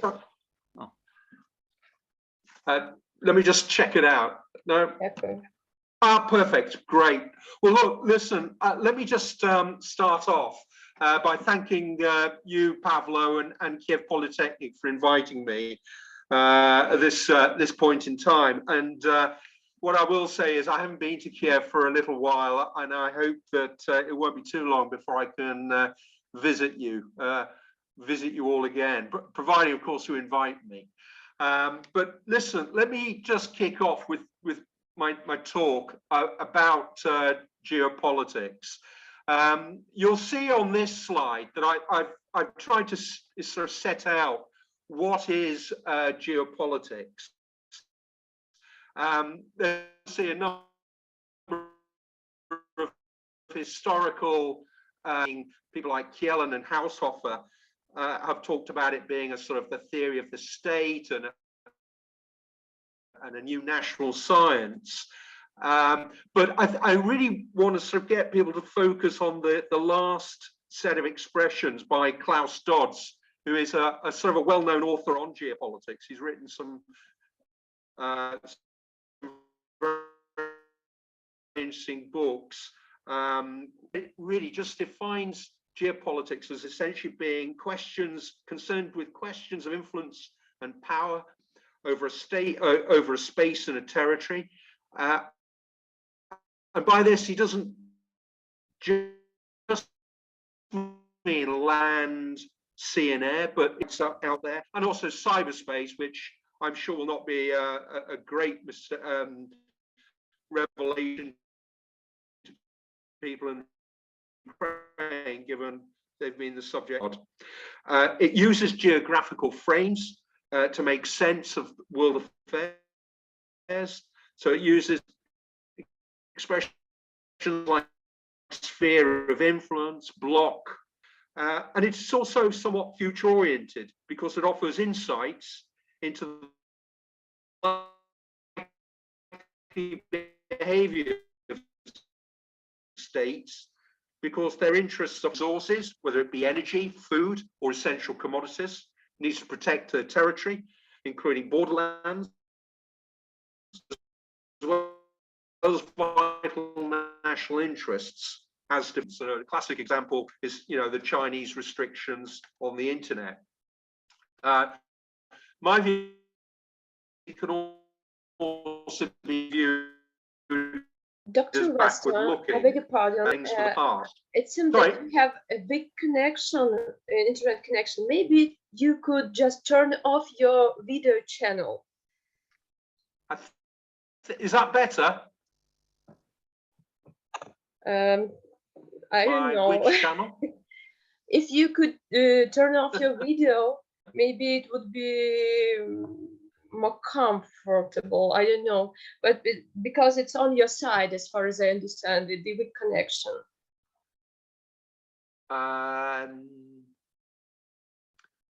There's also a view. I don't see anything else. Apps, is that what you're talking about? No. Chris, hi, Chris. Great, yeah. Great to have you on board. Could you switch off your video because I think on your side the internet connection is really bad. So hopefully switching video off will improve it. Got it. How's that? Is that better? Yeah, much better. It's better. Perfect. Okay, at least you don't have to see me as well. Okay. Let me see if I can get this. So the next slide, if I can access it. No, I'm not moving it. Here we go. The presentation really just talks about the three historical founders. And I've listed those as being Mackinder, Mahan, and a curiosity that might not be typical, but an individual called Albert Hirschman, who I'll explain why I believe he's quite important to be added. There are others. Some of them you may know. Karl Haushofer was famous for his sort of advising Hitler how to write Mein Kampf. It was supposedly the founder of Lebensraum, but in fact, he borrowed it from both Ratzel as well as also Kjellén, who are the two individuals above. Now, what I also want to do is just, when I talk through the individuals, is to talk about both the historical context in which they were writing about geopolitics, their key ideas, their influence going forward, including up to the present day, as well as some examples, live examples, to try and put things in context. So the first one is Sir Halford Mackinder. And while we're waiting for the slide to come up, I mean, just to give you his basic biography, he was an MP in the British Parliament. He actually set up the geography department at Oxford University, set up Reading University, also in the UK. And I don't know how much this is known, but he was actually the British the commissioner of South Russia during Britain's ill-fated intervention into Russia after the Bolshevik Revolution in 1919. Now, Mackinder for 3 works. The first work he actually wrote in 1904, and the context was that effectively the Trans-Siberian Railway was up and running. Other major railways were also had been constructed, particularly in India, but not only. And he was looking at the sort of technology of the day, and essentially was saying that whereas beforehand, people had gained power and influence by virtue of the sea, and to that you can also add wealth, the fact that greater communications were in place meant the sort of the Eurasia landmass, which he defined is essentially the whole of sort of what is now Europe, Russia, going to China, India, but also going down to Africa. He defined that as essentially being the world island, and he basically said Central Asia and into China would be the critical area about which power over the rest of the world would be exercised. And in his view, a Eurasian land power, whether Russia, Germany, even China, or even an alliance of the first two that gained control of that pivot area, which would also include Eastern Europe, would outflank the maritime world. Now, in 1919, he renamed that the Heartland. And if I can go to the next slide, I'll show you, hopefully, a map of what he was talking about. Let me just... There we go. I don't know if people can see that, but if you look at the picture below, you'll see the sort of the pivot area. That's what he then renamed the Heartland. And he sort of defined other places, which are probably not the most material, but Mackinder was known for this famous expression, who rules Eastern Europe commands the heartland, who rules the heartland commands the world island, and then who rules the world island, i.e. the former pivot, commands the entire world. So he was saying effectively that Eurasia was the future. It had been in communications, and maritime powers, whether they were England, from which he came from, or else the United States, really weren't going to be able to affect the course of that power and influence being. Now, on the next slide, he also wrote a work in he also updated his work in 1993. And in that work, Alliance, we're talking about it being in the course of the Second World War. And by that time, clearly the tide had turned against Hitler's and Nazi Germany. And he was looking into the future and talking about a Midland Ocean alliance that would also take on board the United States. And that idea was essentially to become the intellectual basis for NATO that was then created about 5 years later in 1948-49. Now, Mackinder's works are still pretty salient, and in fact, Brzezinski, who was the national security advisor to President Carter in the 1970s and a prolific writer himself, wrote a book called The Grand Chessboard in the 90s. And in that, he basically referred to the model that had been set up by Mackinder and essentially said be an empire or have greater aspirations without Ukraine. A matter that is surely salient for what is going on in your country right now. Kissinger was looking at the 1970s. He again was the national security advisor to then President Nixon. He was looking at how America could combine with China to neutralize the Soviet Union. Today, it's probably India that is now becoming the more critical player in that particular wielding a power of influence.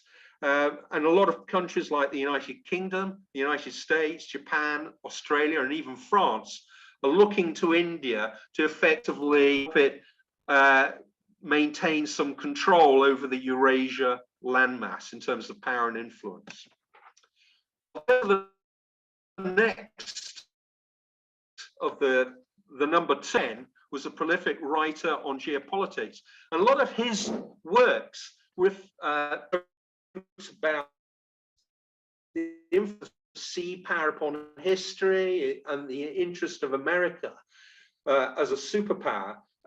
He was essentially basing these works that he was saying, you know, to become a great power, to wield particular influence over the world or to protect your interests, you really need to be a maritime power. And he was using as his example the British Royal Navy and the Pax Britannica that had essentially governed sort of Europe and quite frankly most of the world as it then was from 1815 to 1914. And he expanded a naval strategy that sort of stressed control of commercial sea lines in peacetime, the fact that naval forces should be deployed to secure trade and vital supplies, and to ensure that the sort of trade would be available for all, and particularly in times of conflict, and that, you know, even in conflict, sea power would be self-sustaining. And he had noted that sea power had brought considerable riches to Europe, and he made certain number of examples, you know, the Portuguese capture of the spice trade and the exploitation of Africa and the Americas. And his strategy essentially placed a premium on ensuring, you know, control of strategic bases and choke points, both in times of peace and in war. And we can use a sort of a current example of that, the Straits of Hormuz, through which is this strait between effectively Iran and Oman and Saudi Arabia, through which 20% of total oil production passes. But there are others, the Malacca Straits and also the Turkish Straits, which enter into the Black. Now, Mayen had a sort of an influence that was probably far greater than some of the other parties that we've talked about at his point in time. And the text was essentially the rise of the United States as a global. At the time, towards the end of the 19th century, there's something called the Guano War. I don't know how much you know what guano is, but it's essentially seabirds and their droppings. This was used as fertilizer. It's this sort of the the nitrate intensive materials, natural materials that were available. And the country in South America, Chile, had actually threatened at the time to sink the US Pacific Fleet, which comprised of one wooden ship. Chile had just taken delivery of a number of ironclad warships from Britain, and this caused a certain amount of nervousness in Washington. And now, of course, you know, with the United States and its aircraft carrier groups, it found itself in towards the end of the 19th century. And Mayon's influence was very key on the two Roosevelts, Theodore Roosevelt, who was the president in the earlier 20th century, and also his cousin, Franklin Delano Roosevelt, who was the United States president for about 32, 33, all the way up until 1945.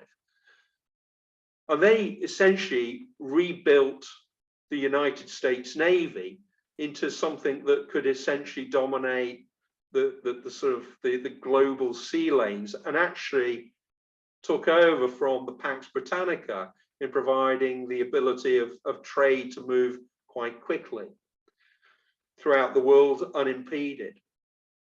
He also influenced the German Wilhelm, the Japanese imperial in the first of the 20th century. Admiral Gorshkov in the Soviet Union pay their respects and make reference to Mayhan's work. And you know, the reason why sort of geopolitics in the sea is so important is that 95% of all global trade today moves by sea.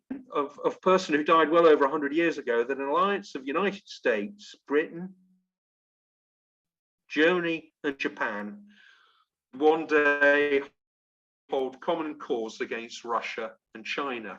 So the third and the last party I want to talk about, and again I'll wait for the slide to come up, is Albert viewed as somewhat unusual. Just to give you some of his background, he actually managed to escape Berlin just after Hitler came to power. He was a Jew.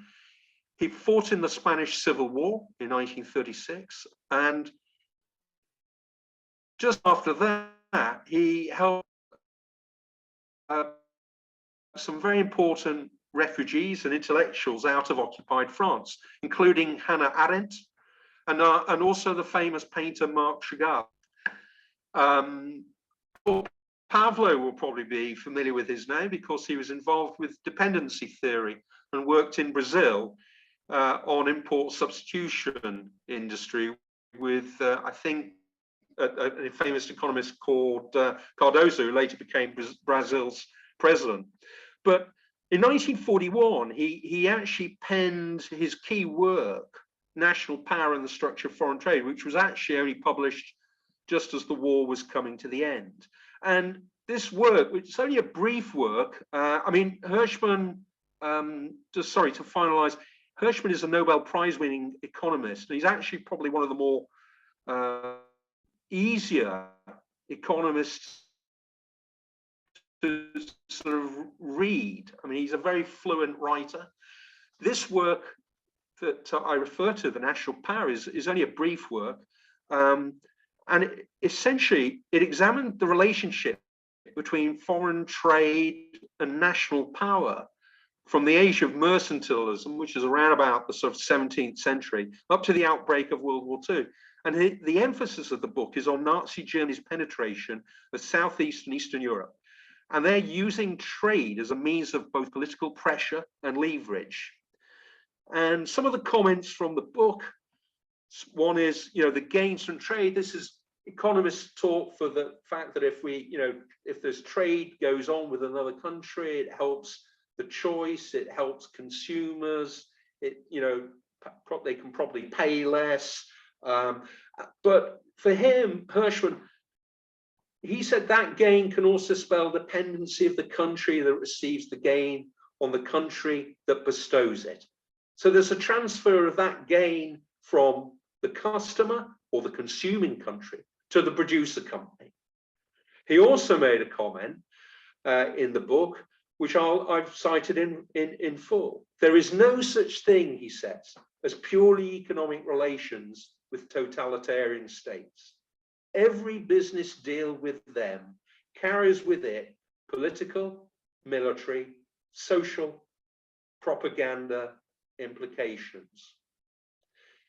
If you look at any books on both geopolitics or geoeconomics, you will always invariably see reference to Hirschman's work. And that's why I think he really warrants inclusion in the top 3 founders of geopolitics. In terms of sort of recent salience, I'm sure what is going on that has caused so much angst both in Ukraine, to put it mildly, and in Europe is the needless dependency that Europe has undertaken, despite plenty of warnings on Germany for the supply of gas and other fossil fuels. But I'll also leave another example from Janet Yellen, who made this comment about friend sourcing, which, to be honest, I thought I'd misheard at the time, but it was only when I read the sort of press article the following day that it became clear that I had actually heard her right. And what Janet Yellen is the Secretary of Treasury Secretary of the United States. So she's essentially the senior, she is the finance minister to all intents and purposes. Dr. Weston, we don't hear you. Can you hear me now? At the moment. Okay, I'm just finally talking about friend sourcing with Janet Yellen. Is that okay? And then I'll be wrapping up. Is that okay? Now it's okay. Okay, so sorry, just to recap, Janet Yellen, Treasury Secretary, only around about a week or so ago, talked about friend sourcing. And what she was alluding to was the fact that during COVID, the United States had become reliant on PPE, which is the protective equipment that is required for treatment of COVID, but also semiconductors on China. And that she was essentially saying that the people, United States would now be looking towards friend sourcing in the future. The polite expression is supply chain alignment. But what she was really saying was that she would be looking at only friends and allies, and that would include people like Brazil or Colombia and other countries, to take on some of the product manufacturers that had previously been essentially left to China. So what we can basically say is that Hirschman's sort of philosophy and the fact and talking about dependency and how the gains are transferred from the recipient to the actual provider, in this case China, which is the workshop of the world, was a real danger, and that effectively people should reconsider. And Janet Yellen's comments would essentially say that that is now going to be probably the course of the future for the United States and other countries, and that may well include the European Union. So I'll leave it there. If anyone's got any questions, I'd be very happy to take them.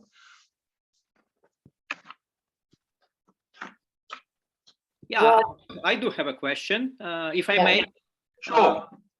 Chris, again, thanks for being with us, and thanks for a great talk. I've enjoyed it immensely.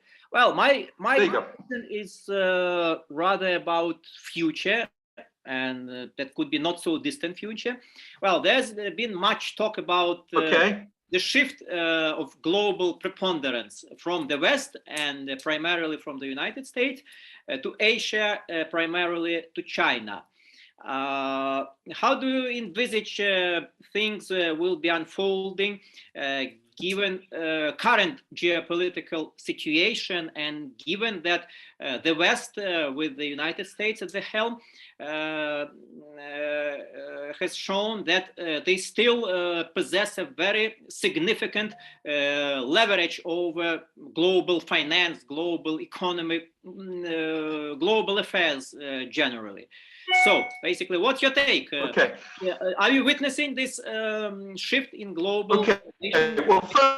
Well, first of all, thanks very much for a great question. I really think, okay, let me make a couple of comments. There's been, first thing is that Chris, just one thing. Can you switch off your camera? The demise of the US.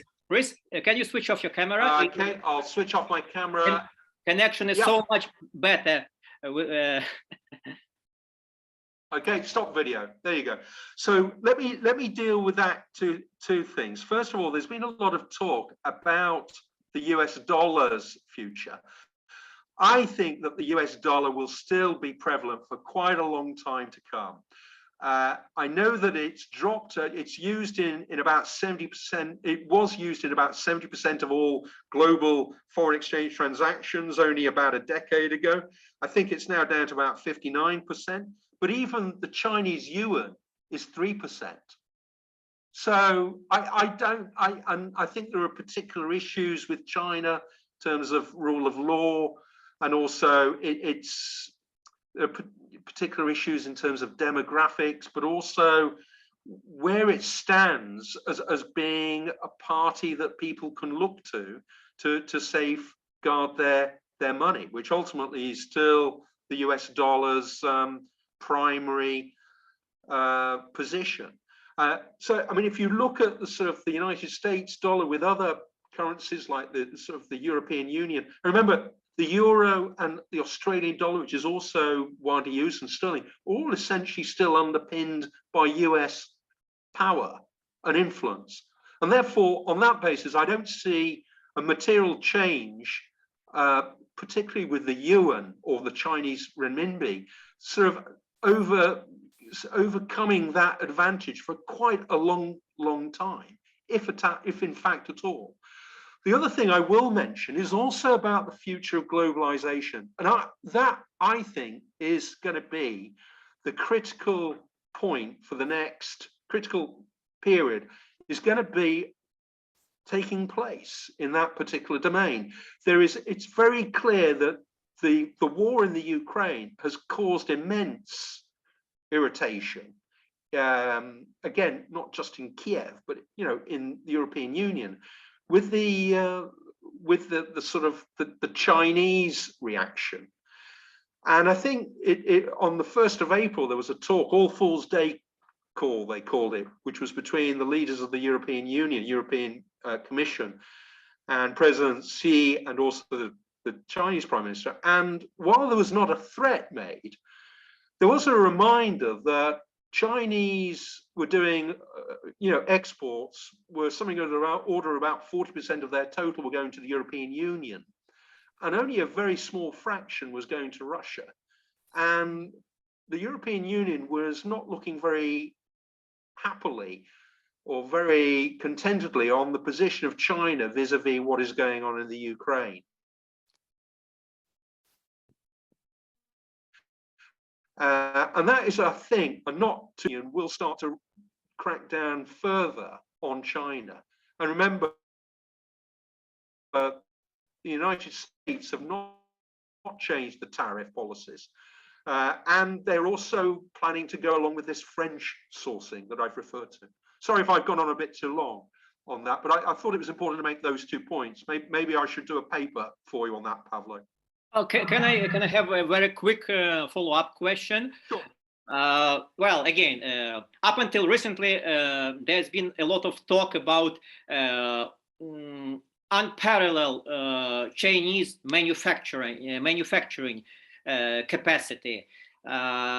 So, on the one hand, China's rise can be explained by the allowance of Chinese goods to Western markets, the EU markets and the US domestic markets.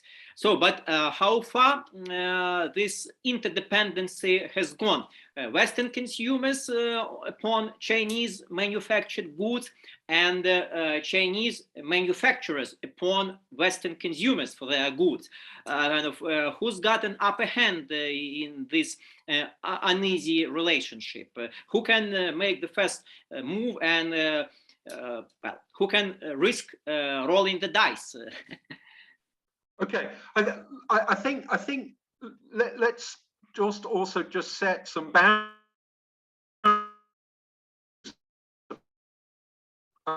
about what we're actually talking about. I think the United.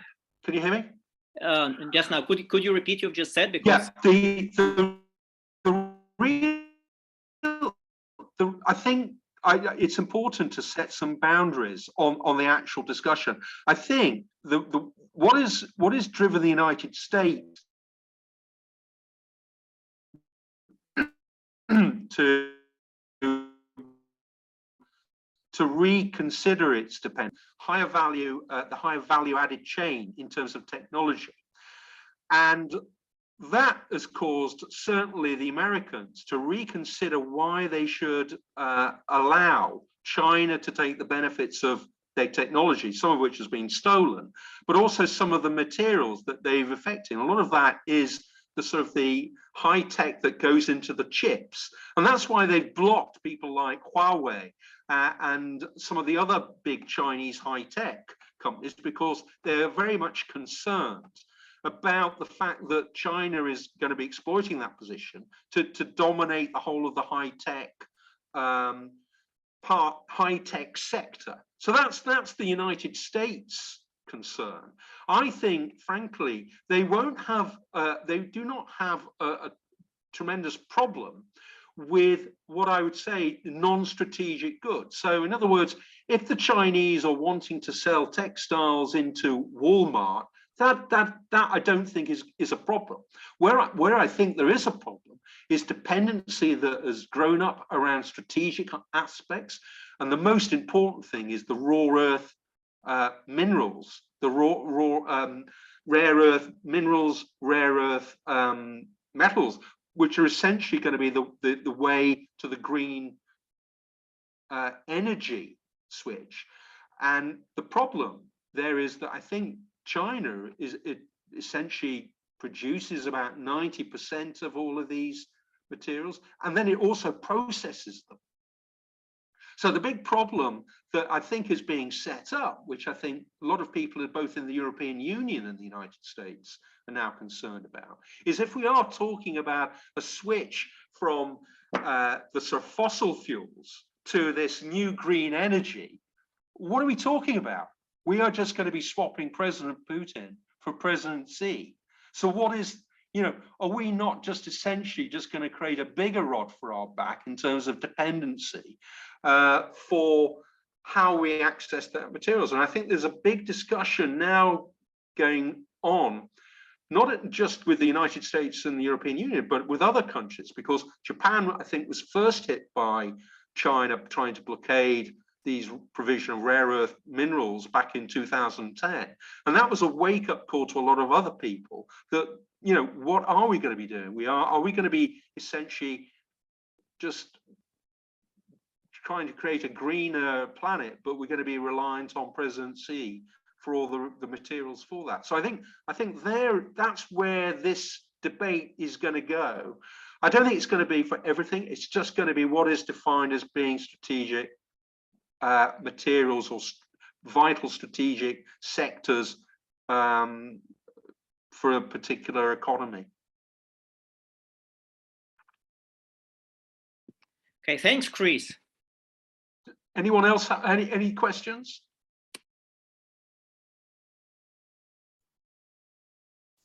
Okay.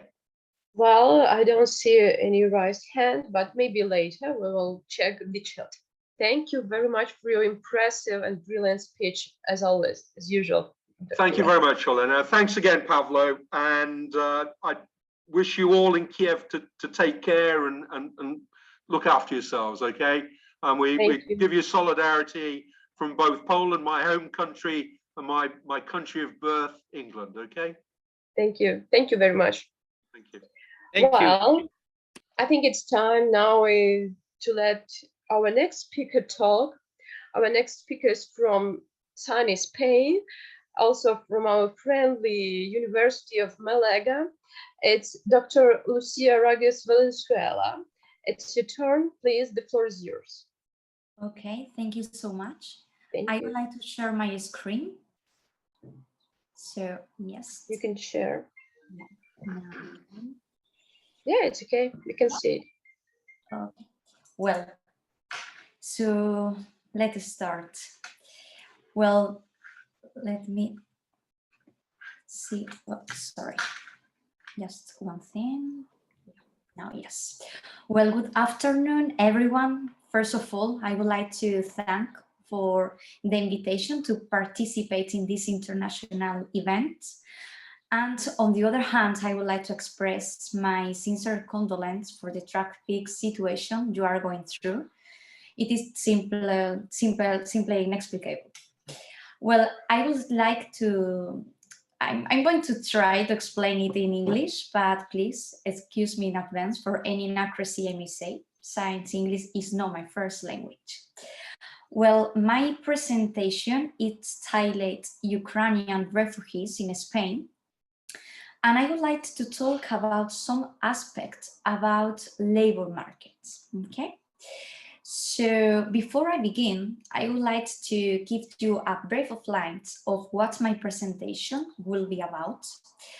The first thing is just a short introduction about the relationship between European Union and Ukraine.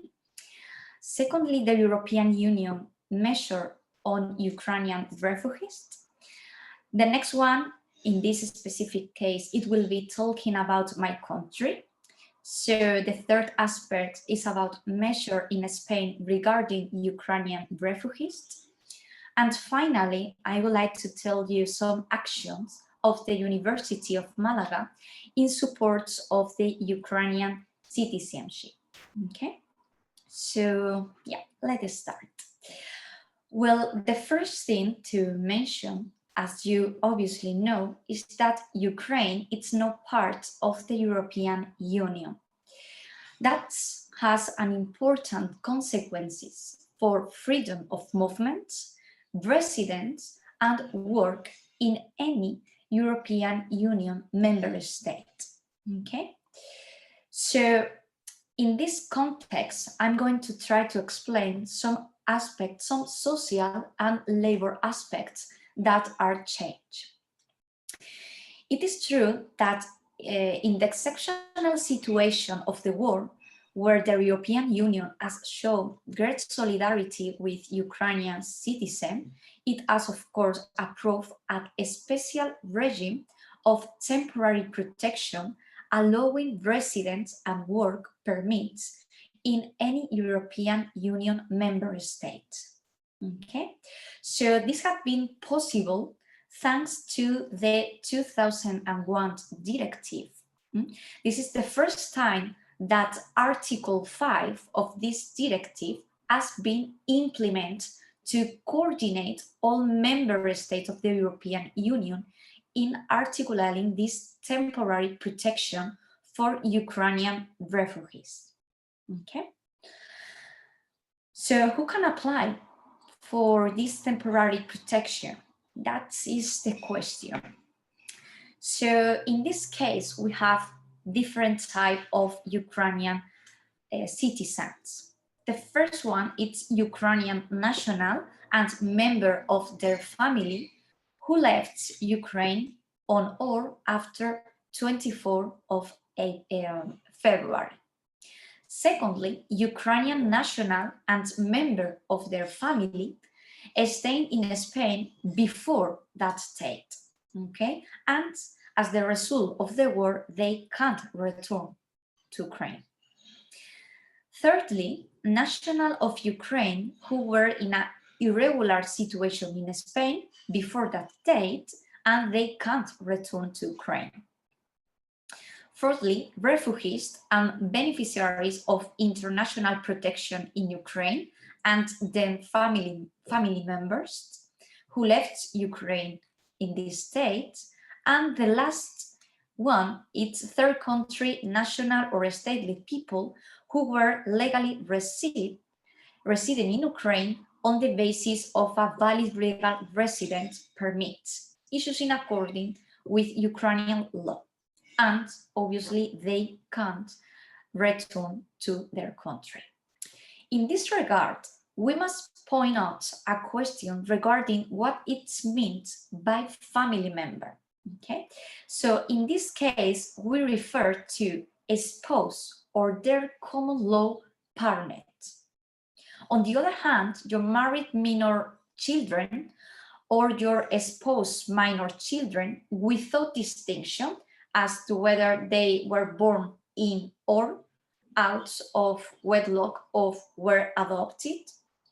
And finally, other close relatives who were living together as parts of the family, okay?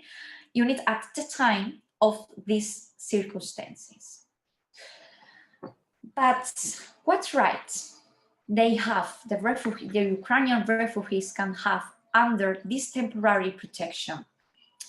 So let's see this right: resident and work for 1 year, extendable for a further 2 years, access to education and also vocational training, social assistance and adequate accommodation, and finally, medical care, okay? So in this way, this temporary protection will be focused on entering European Union countries without requiring a visa, but only a valid passport or legal travel document, okay? So in addition, they will have the right to receive housing and permission to work. Lucia, I'm sorry, we still can see only the first slide of your presentation. This is an issue with the slides. Maybe you should click on the every other slide every time with your mouse. You mean to pass my slides? We can see only the first one. Is it okay? Are you showing the first slide at the moment? You demonstrate? No, and we can see only the first one. Maybe you should try the click on the... Okay, maybe if I can stop to share. Yeah, let's try. Okay, let's try. Yes, because is it true that I'm past some of them? Okay, let me see.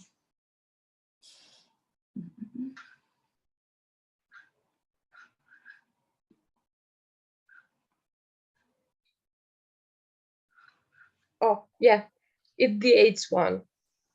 It's okay. Yes. Thank you. Sorry. Now you can. Let me try if I pass. Now I pass. Let's try. Yes. No, it's only the 8th one. Maybe you should click on the every other slide, just not with the space button, but with your mouse. Try to change the slides with your mouse. Maybe it will help.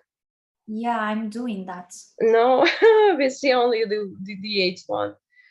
Maybe you should translate now the PowerPoint by all your screen. Let's try like this. Okay. Demonstrate not the presentation, but all the screen.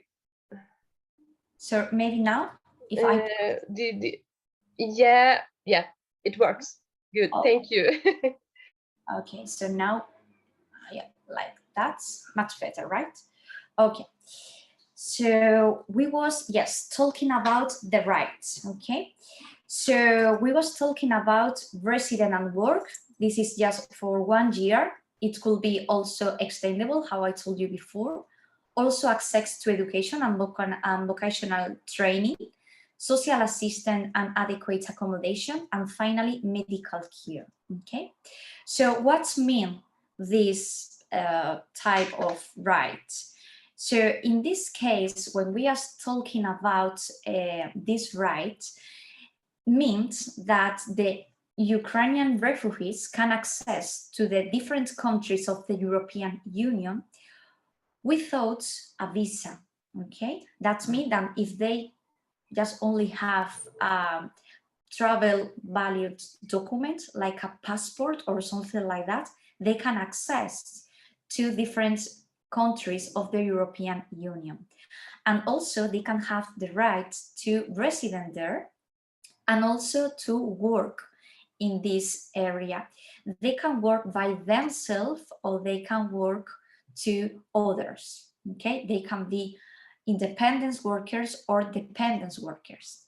They can have also the right to study and also to access have a good education with the same condition are national citizens of the European Union.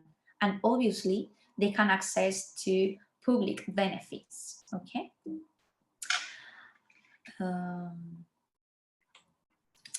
So talking about labor context or the different aspects to access or to get a job, the European Union tried to establish this virtual platform. The name is titled We Stand With Ukraine.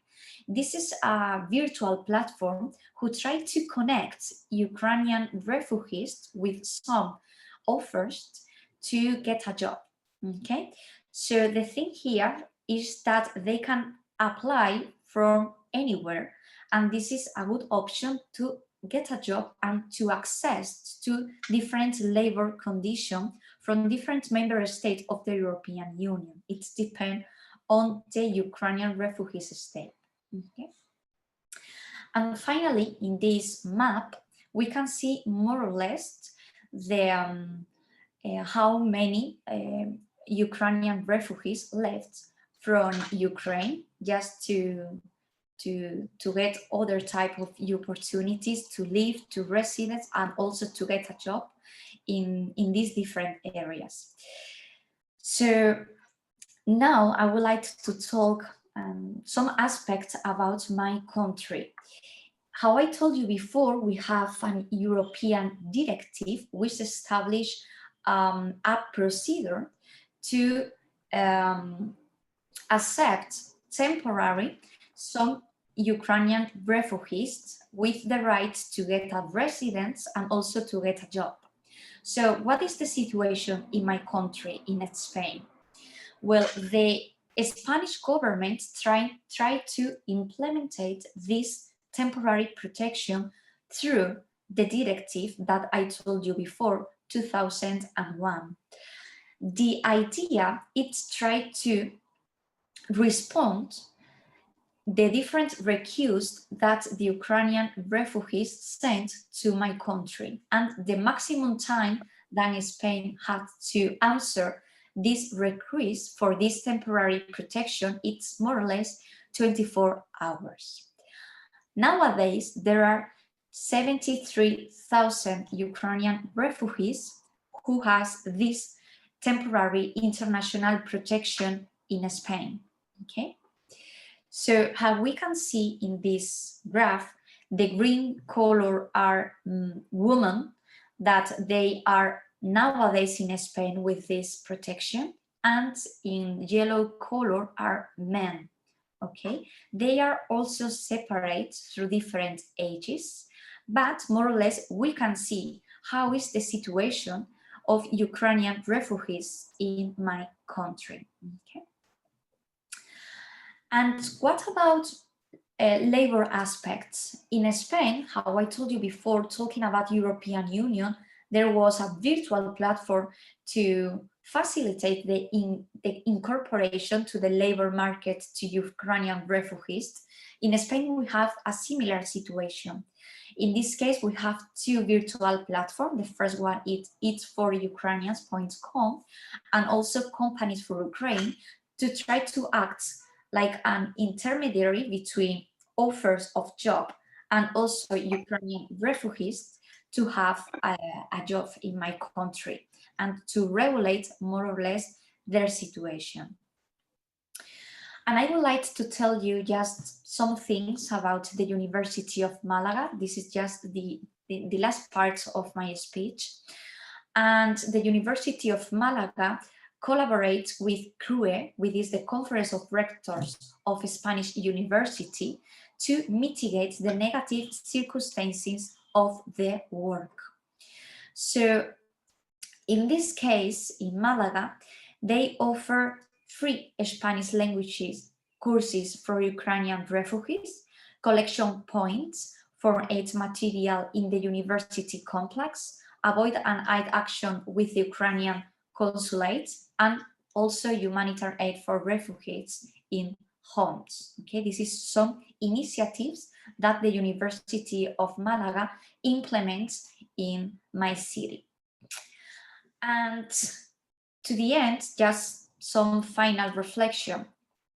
From my point of view, I think that the European Union, with this directive, and also Spain with the power of the Spanish government, try to facilitate the resident and also the work of Ukrainian refugees. Okay, but this is just the first step. I mean, we know when the war starts, but we don't really know the end of this war. So in this case, this is just the first step of the collaboration. But I think that the Spanish citizen is frankly sensitive with this situation. Also, in my city, this is Plaza de la Marina, is a specific place in the city center of Malaga. Every Sunday, there are Ukrainian people and Spanish people to support Ukrainian refugees and the situation of the work. And just the last part of my speech, this is just a short video that I prepared with my students, just to show you my support and our support from my university to all of you. So I would like to reproduce this video. So, hi, from Spain, we send all of you, University Ukrainian students, a lot of strength and support. Hooray! Well, and that's all. So thank you so much. And yes, I would like to ask any question that you have. You can have also here my contacts, my email, and thank you so much for the invitation again. Thank you. Thank you, Lucia. It was very touching. Thank you. So it's time for questions. Any questions you have? Well, I guess our audience is a little bit tired, but still I see the raised hand. No? No, maybe not. Maybe I later. can ask a question. Oh, okay. I'm wondering about PhD programs. Is the chance to continue studying in Malaga for PhD first year student this year?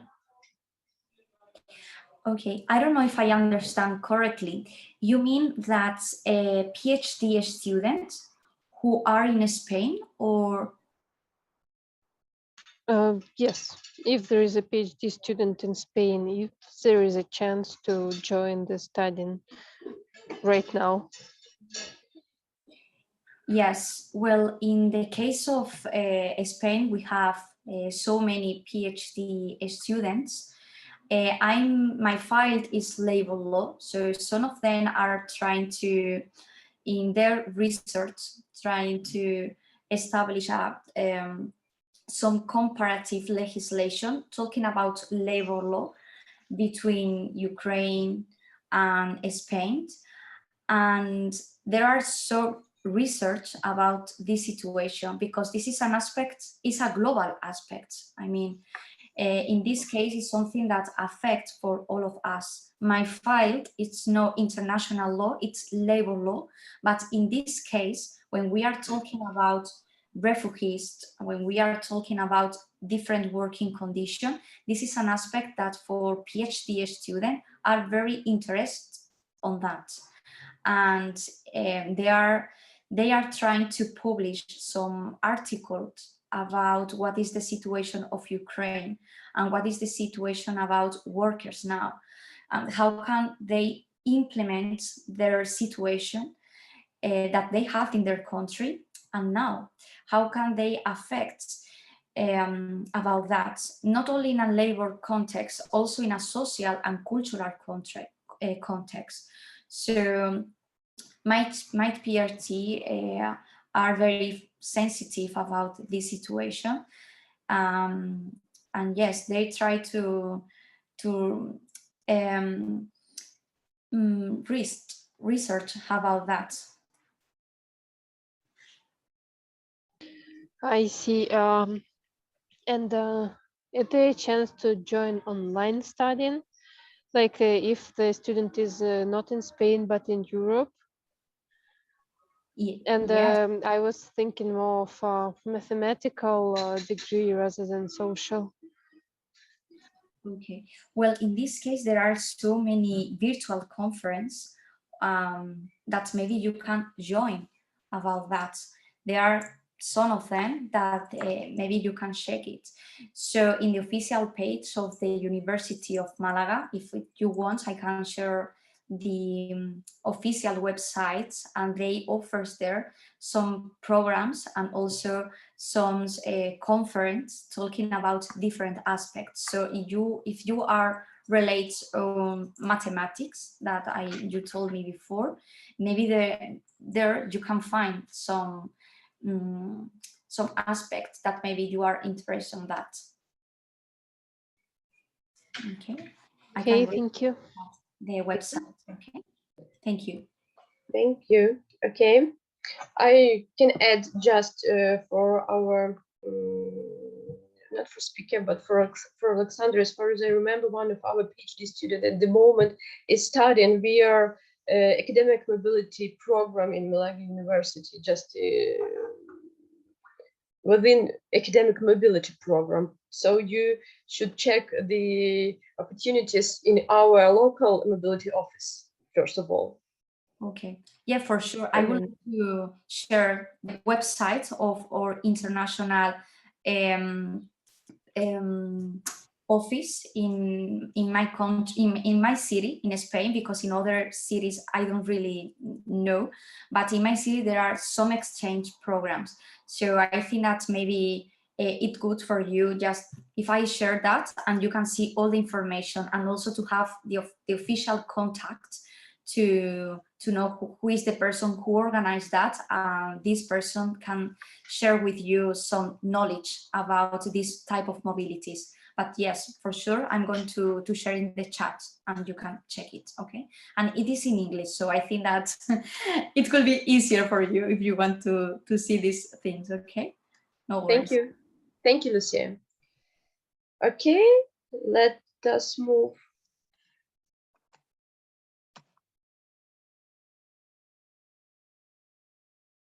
Oh, sorry.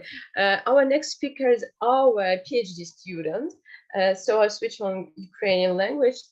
Ми підходимо до завершення нашого заходу. Доволі символічно завершує наш захід представник нашого факультету, корпусу аспірантів Олег Рибальченко, який представляє кафедру психології та педагогіки. І ми з нетерпінням чекаємо на його презентацію. Пане Олеже, будь ласка.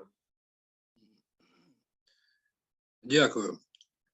Вельмишановне товариство, організатори нашого сьогоднішнього круглого столу, поважна наукова аудиторія, запрошені закордонні колеги, фахівці.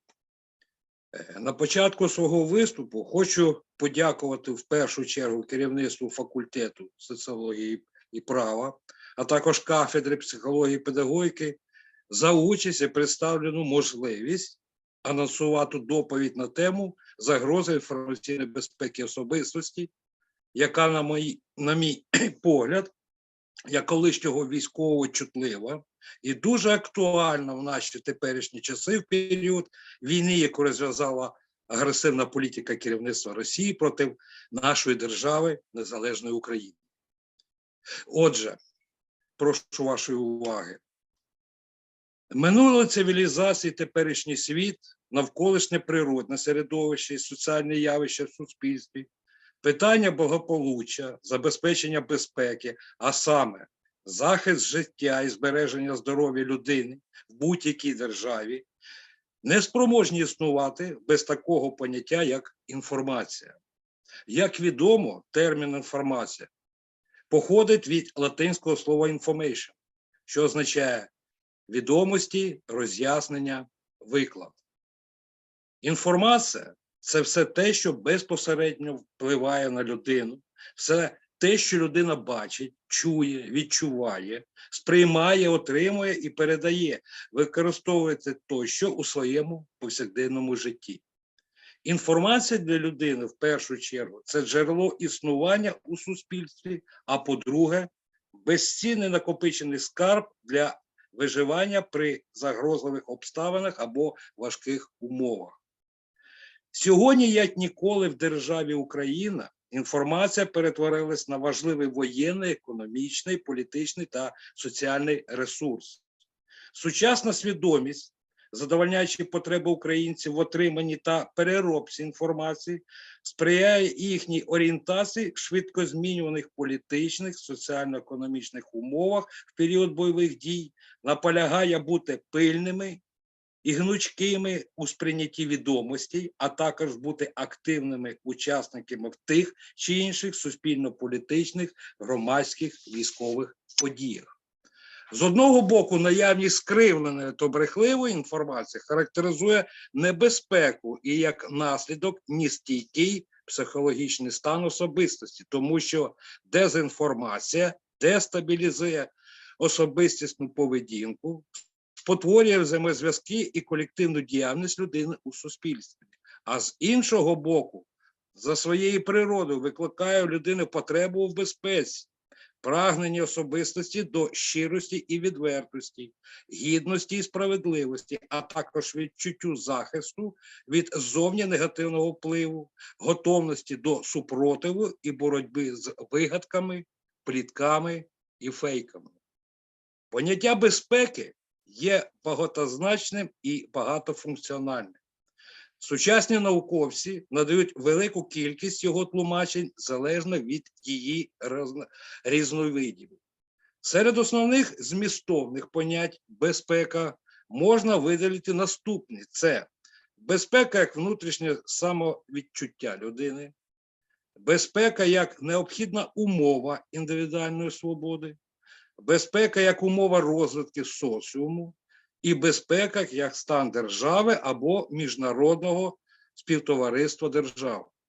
Аналізуючи наукові тлумачення, стає зрозумілим, що головним чинником, навколо кого з'являється поняття про захист – це особистість. Наявність безліч різновидів безпек породжує і безліч понять безпека особистості. У загальному розумінні безпека особистості – це стан відсутності небезпеки при взаємодії з об'єктами зовнішнього середовища, процес забезпечення захищеності життєво важливих інтересів, а також здатність зберегтись при руйнівних впливах.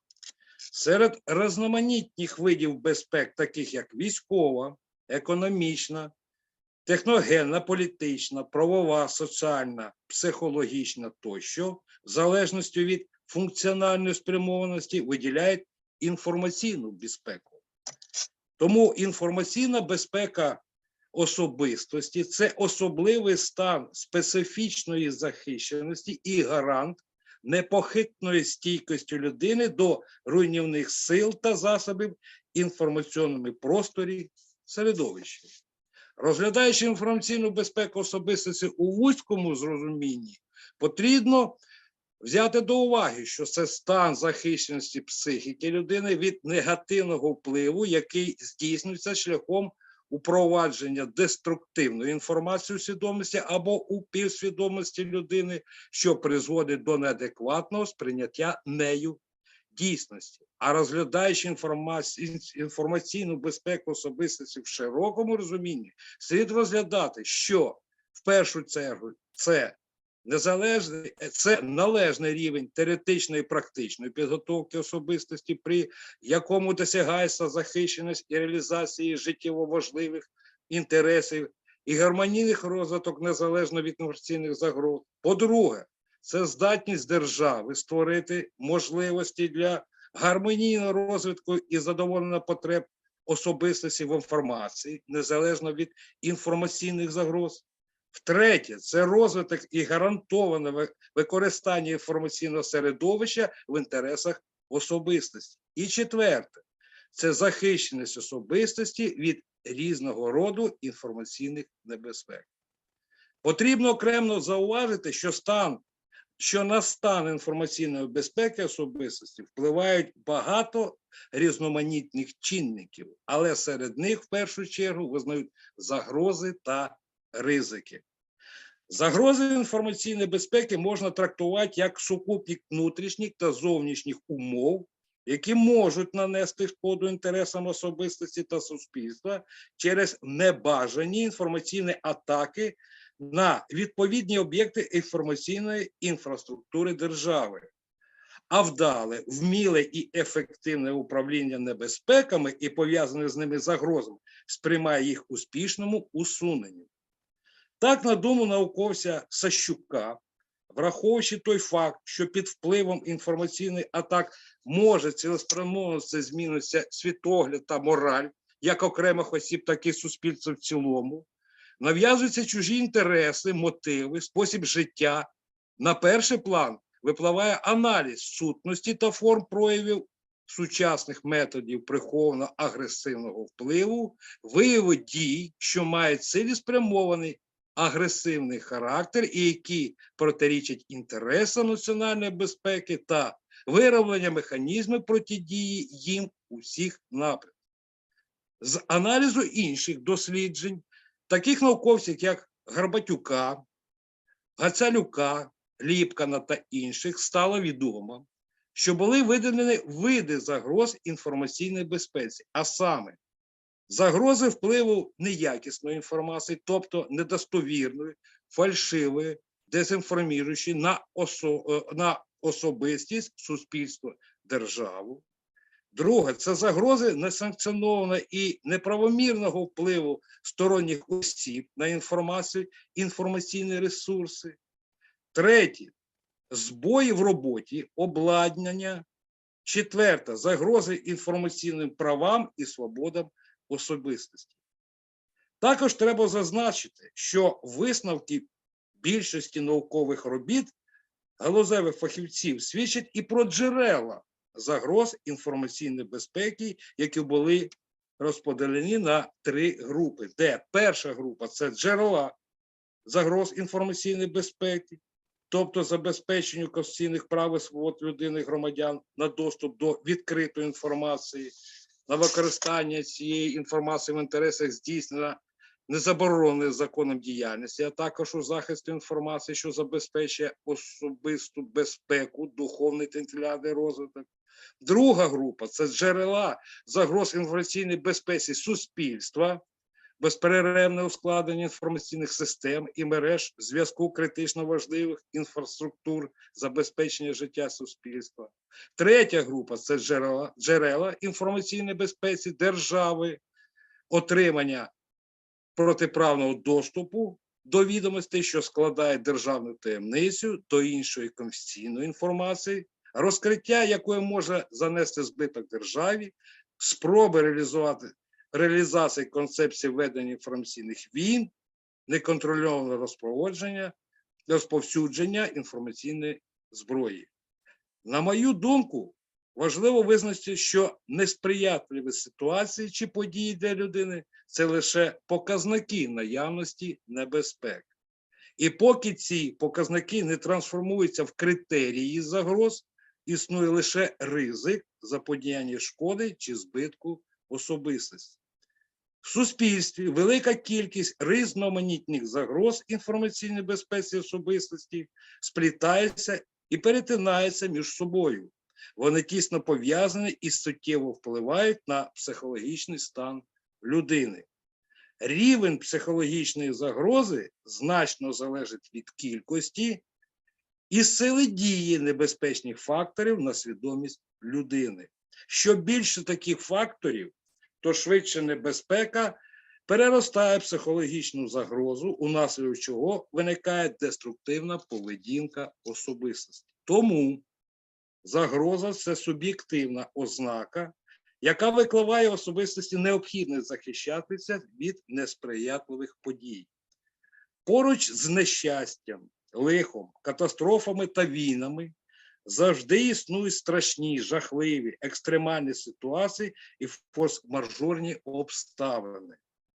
Наприклад, за наявності таких психологічних небезпек особистості, як порушення ідентичності, неадекватність самооцінки, втрата самоконтролю, зміна рольової поведінки, втрата моральних орієнтирів, соціальна дезорганізація, виникають умови, за яких можуть проявлятись психологічні загрози особистості, а саме трансформація спрямованості, деформація цінностей, порушення мотивацій, спотворення цілей, деструкція сенсів, які здатні дестабілізовано і дисбалансовано впливати на інформаційну безпеку особистості.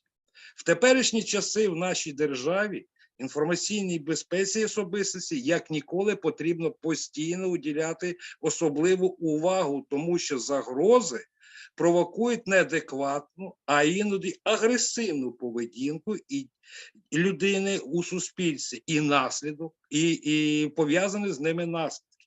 Загрози спроможні викликати різноманітні хвороби на фоні загального стану і здоров'я кожного громадянина. Роблячи висновки з своєї доповіді, хочу заакцентувати увагу на поважної аудиторії круглого столу, на тому, що загрози інформаційної безпеки особисто суттєво впливають на людський фактор, на фактор середовища, на соціальний фактор і на засоби захисту, які формують у індивіда суб'єктивне відчуття безпеки як на фізичному, так і психологічних рівнях.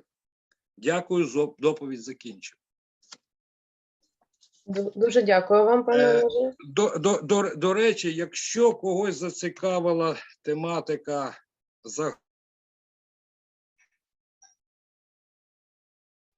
номері журналу «Габітус», 32, випуск 32, вийшла моя стаття. Тому назву має «Психологічні загрози як компонент безпеки особистості». Тому в чаті я можу викласти свої думки, вірніше посилання, і там коротенько можна ознайомитись з моїми, скажімо так, поглядами. Це, до речі, одна із частин моєї наукової роботи. Ще раз дякую. Вам дуже дякую щиро. Будь ласка, якщо є запитання. Не бачу, поки не бачу запитань. Начебто ніхто руку не піднімає. Ну, вже ми трішки втомилися. Дякую вам, пане Олеже. Якщо вони виникнуть, обов'язково ми знаємо, як з вами комунікувати, передати вам ці запитання. Сподіваюся, якщо вони виникнуть, ви не зможете відповісти. Так, шановні гості, шановні учасники нашого круглого столу, ми з вами підійшли до фіналу нашої зустрічі. Власне, вичерпався перелік доповідей. До завершального слова, final speech, я запрошую нашого колегу, професора Федорченко-Кутуєва Павла. Будь ласка, пане Павло, штовхніть, так би мовити, натхненну промову невеличку, як таке завершення і довершення нашої сьогоднішньої зустрічі. Thanks, Olena. You've been a great moderator. Well, I'll be speaking in English because we have a lot of English-speaking guests, and I'm immensely grateful to all today's speakers. You've done tremendous job. I think it borders on heroism for the time being, given all the circumstances, when Ukrainian academics managed to continue doing their research and they managed to prepare and deliver their presentations. I think that reflects this kind of heroic nature, heroic dimension of Ukrainian spirit, Ukrainian national spirit. And that's really important because this battle, which is being waged right now, it's not only a kind of military battleground, it's also a battle, intellectual, cultural, and we are making our contribution, doing what we can, kind of analyzing global, regional, and local trends, and kind of trying to identify the causes of our strength and also the challenges Ukrainian society, but not just Ukrainian society, our European and North American and Asian, for that matter, partners face. I'm particularly grateful to our international speakers because we value your intellectual contribution, we value our intellectual and institutional partnership. But again, at this stage, your presentations go beyond kind of mere academic undertakings. We consider them as a gesture of support to Ukraine, to my university, which is Ігоря Сікорського Kyiv Polytechnic Institute, to our School of Sociology and Law. We are incredibly grateful to you. We value your contribution. We value our partnership. And this today's seminar has given us all a lot of food for thought, to reflect upon, to build upon, and to carry out our ongoing cooperation, ongoing research, ongoing academic exchanges, teaching, basically things we've been trained to do, and we are doing our best to deliver in the most efficient manner possible against all the odds. So thank you all. It's been great honor and pleasure to be with you today, and I hope to see you all before too long, and not just virtually online, but also on our welcoming and hospitable university campus. Thank you. Thank you, Павло. Дякую, шановні гості, що завершилася наша чудова зустріч сьогоднішня. Дякую вам за увагу, дякую за запитання і окремо дякую, звичайно, нашим спікерам. Я гадаю, що це був доволі символічний захід, але, сподіваюся, ми його будемо відновлювати, продовжувати, можливо, ще раз, але вже в значно більш сприятливих контекст, сприятливих умовах. Дякую вам, шановні гості та учасники, на все добре. Запис будемо розташовувати і поділимося з ним обов'язково в соціальних мережах та на наших інформаційних майданчиках. Дуже дякую. Було дуже цікаво. Навзаєм. Дякую вам за участь. Дуже дякую, до побачення. Дякую за роботу. Всім дякую, до побачення. Дякую. Також дякую. Дякую, до побачення. Дякуємо, до побачення. До побачення.